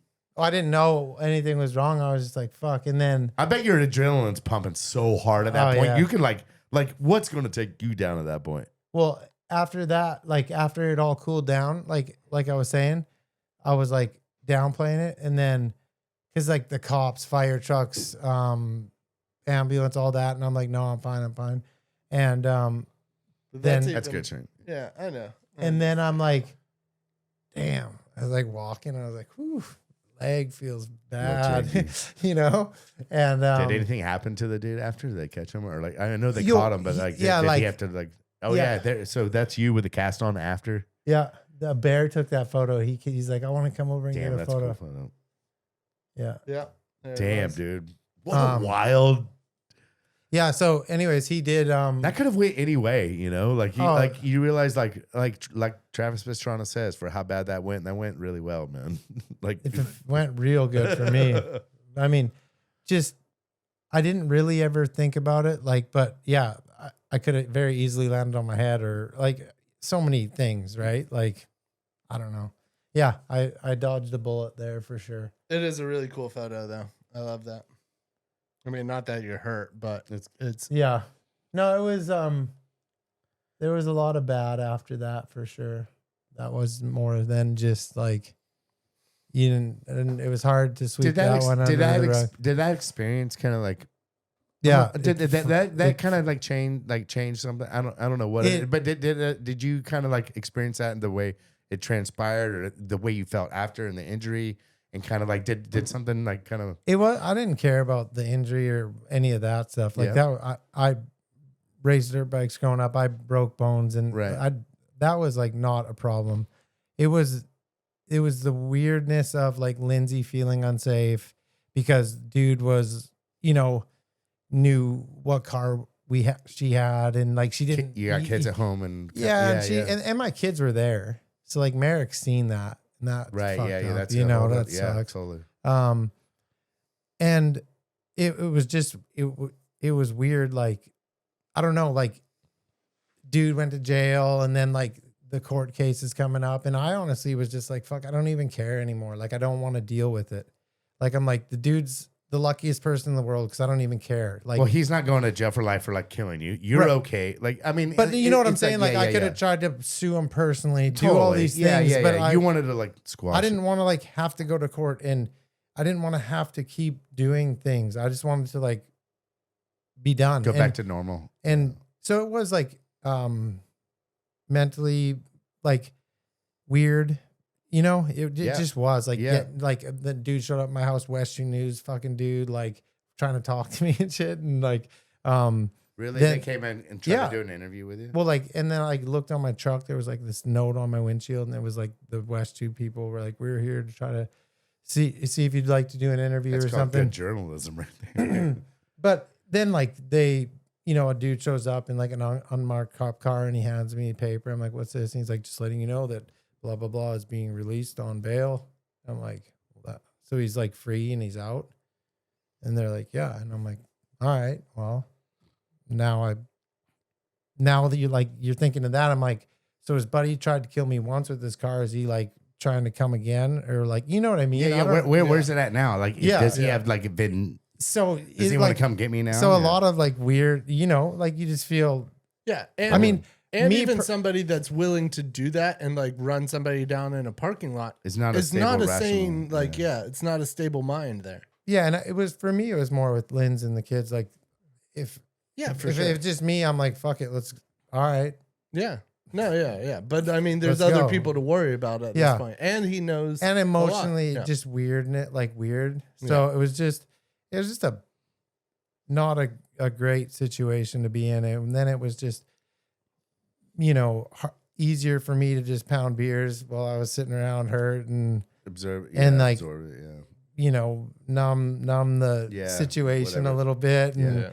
kind of got out of hand with that, and kind of led down, you know, some tougher times for me personally, just with that side of things. So, it was actually a bigger, Blessing in disguise. well, a kinda bigger like, hurdle than I expected. Like I kind of went a bit dark after that, and it kind of like, you know, it was tough to deal with, and I masked most of that with just pounding beers. You know, I always like to have fun and, have drinks and do all that. But after that, it kind of became like an everyday kind of thing and kind of got out, a little bit out of hand. And thankfully I recalibrated and got my act back together and turned everything around and, moved on in a positive way. But yeah, there was a tough period after that for sure. Yeah. I mean, it's a crazy thing to go through. And it takes some crazy self-control. And like you really, I mean, your career, like you said, with your genetics and never having injuries and stuff, like your career's kind of been on the up to where like you never really had to like, that was a lot of downtime. you never really had to battle some like real adversity or like kind of like, not just with the injury, you've been hurt, you've cracked some bones and shit, but like just mentally what you had to deal that with your family and kind of like, I feel like that was like the adversity or something that you truly had to like take head on. And like now you said that you're 8 years sober, right? Like, I'm that's coming fucking on crazy, 8 years, dude. That's like 2 months away. I guess. awesome, man. That's amazing. And that was so, and it's crazy because like people are like, oh, did you sue or did you get like a big payout? And I was like, I didn't. And I think I like was like 20,000 or something, like nothing. Which is like yeah, for that kind of thing. I mean, it's it was like nothing. Yeah, you could have been way more going for the jugular. And It's like 2 hands of blackjack. no, but looking at it now, like imagine had I got paid out like a huge chunk. I mean, the path I was on at that particular moment, and then you just get a check. For, maybe that would have been worse for I know for a fact it would have been worse for me. Yeah. So the maybe universe works in crazy ways, huh? Yeah. So I think it all worked out. It did work out for the better in every aspect, but it was challenging at times to get through that situation. So and it's so crazy because now like I'll still like get heated. Like someone I'm like, fuck. And I'm like, every once in a while I'll be like, Hey. yeah. It's crazy because I mean, and now it's even it seems to be even crazier now than 8 years ago. Yeah. Like, Well, I feel like you used to get it out back in the day. Yeah. You would like. I feel like nowadays you like realize you've grown a lot, you've evolved a lot. You're a whole different person than you were back then.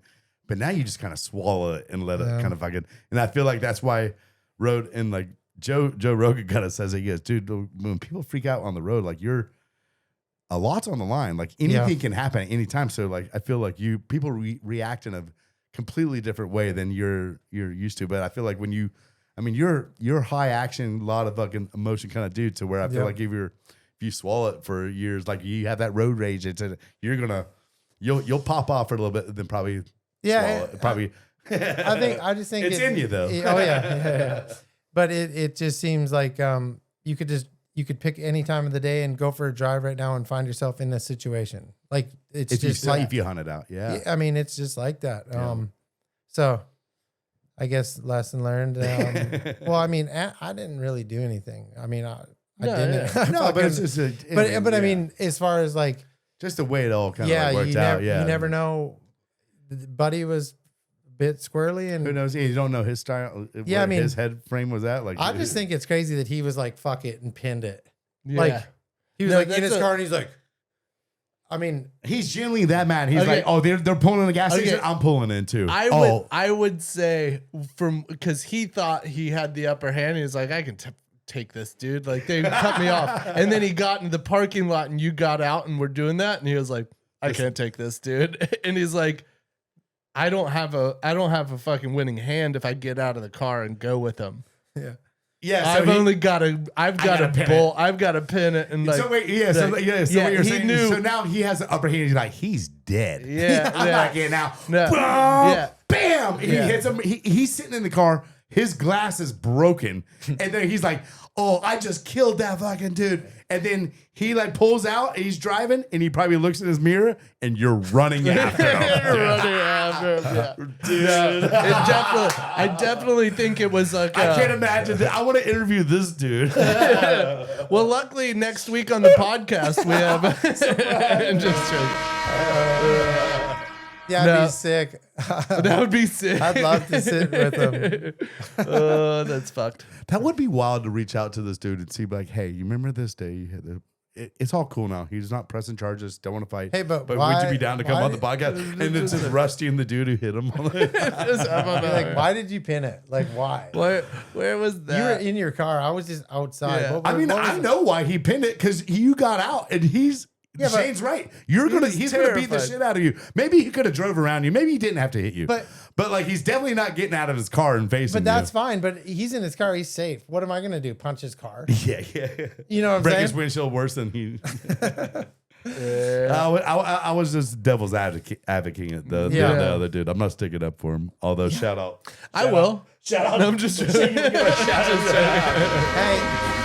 Shane's that Keys Tiger contest really got him. Yeah, I'm still all burned up about it. He's still sour about that. Man. It's like, come on, like He's I willing have to- the chance to protest. He's Like, willing to no. go You against me. should have swam out in the water, dude. That was the only thing that would have stopped that Oh, whole man. contest, I think.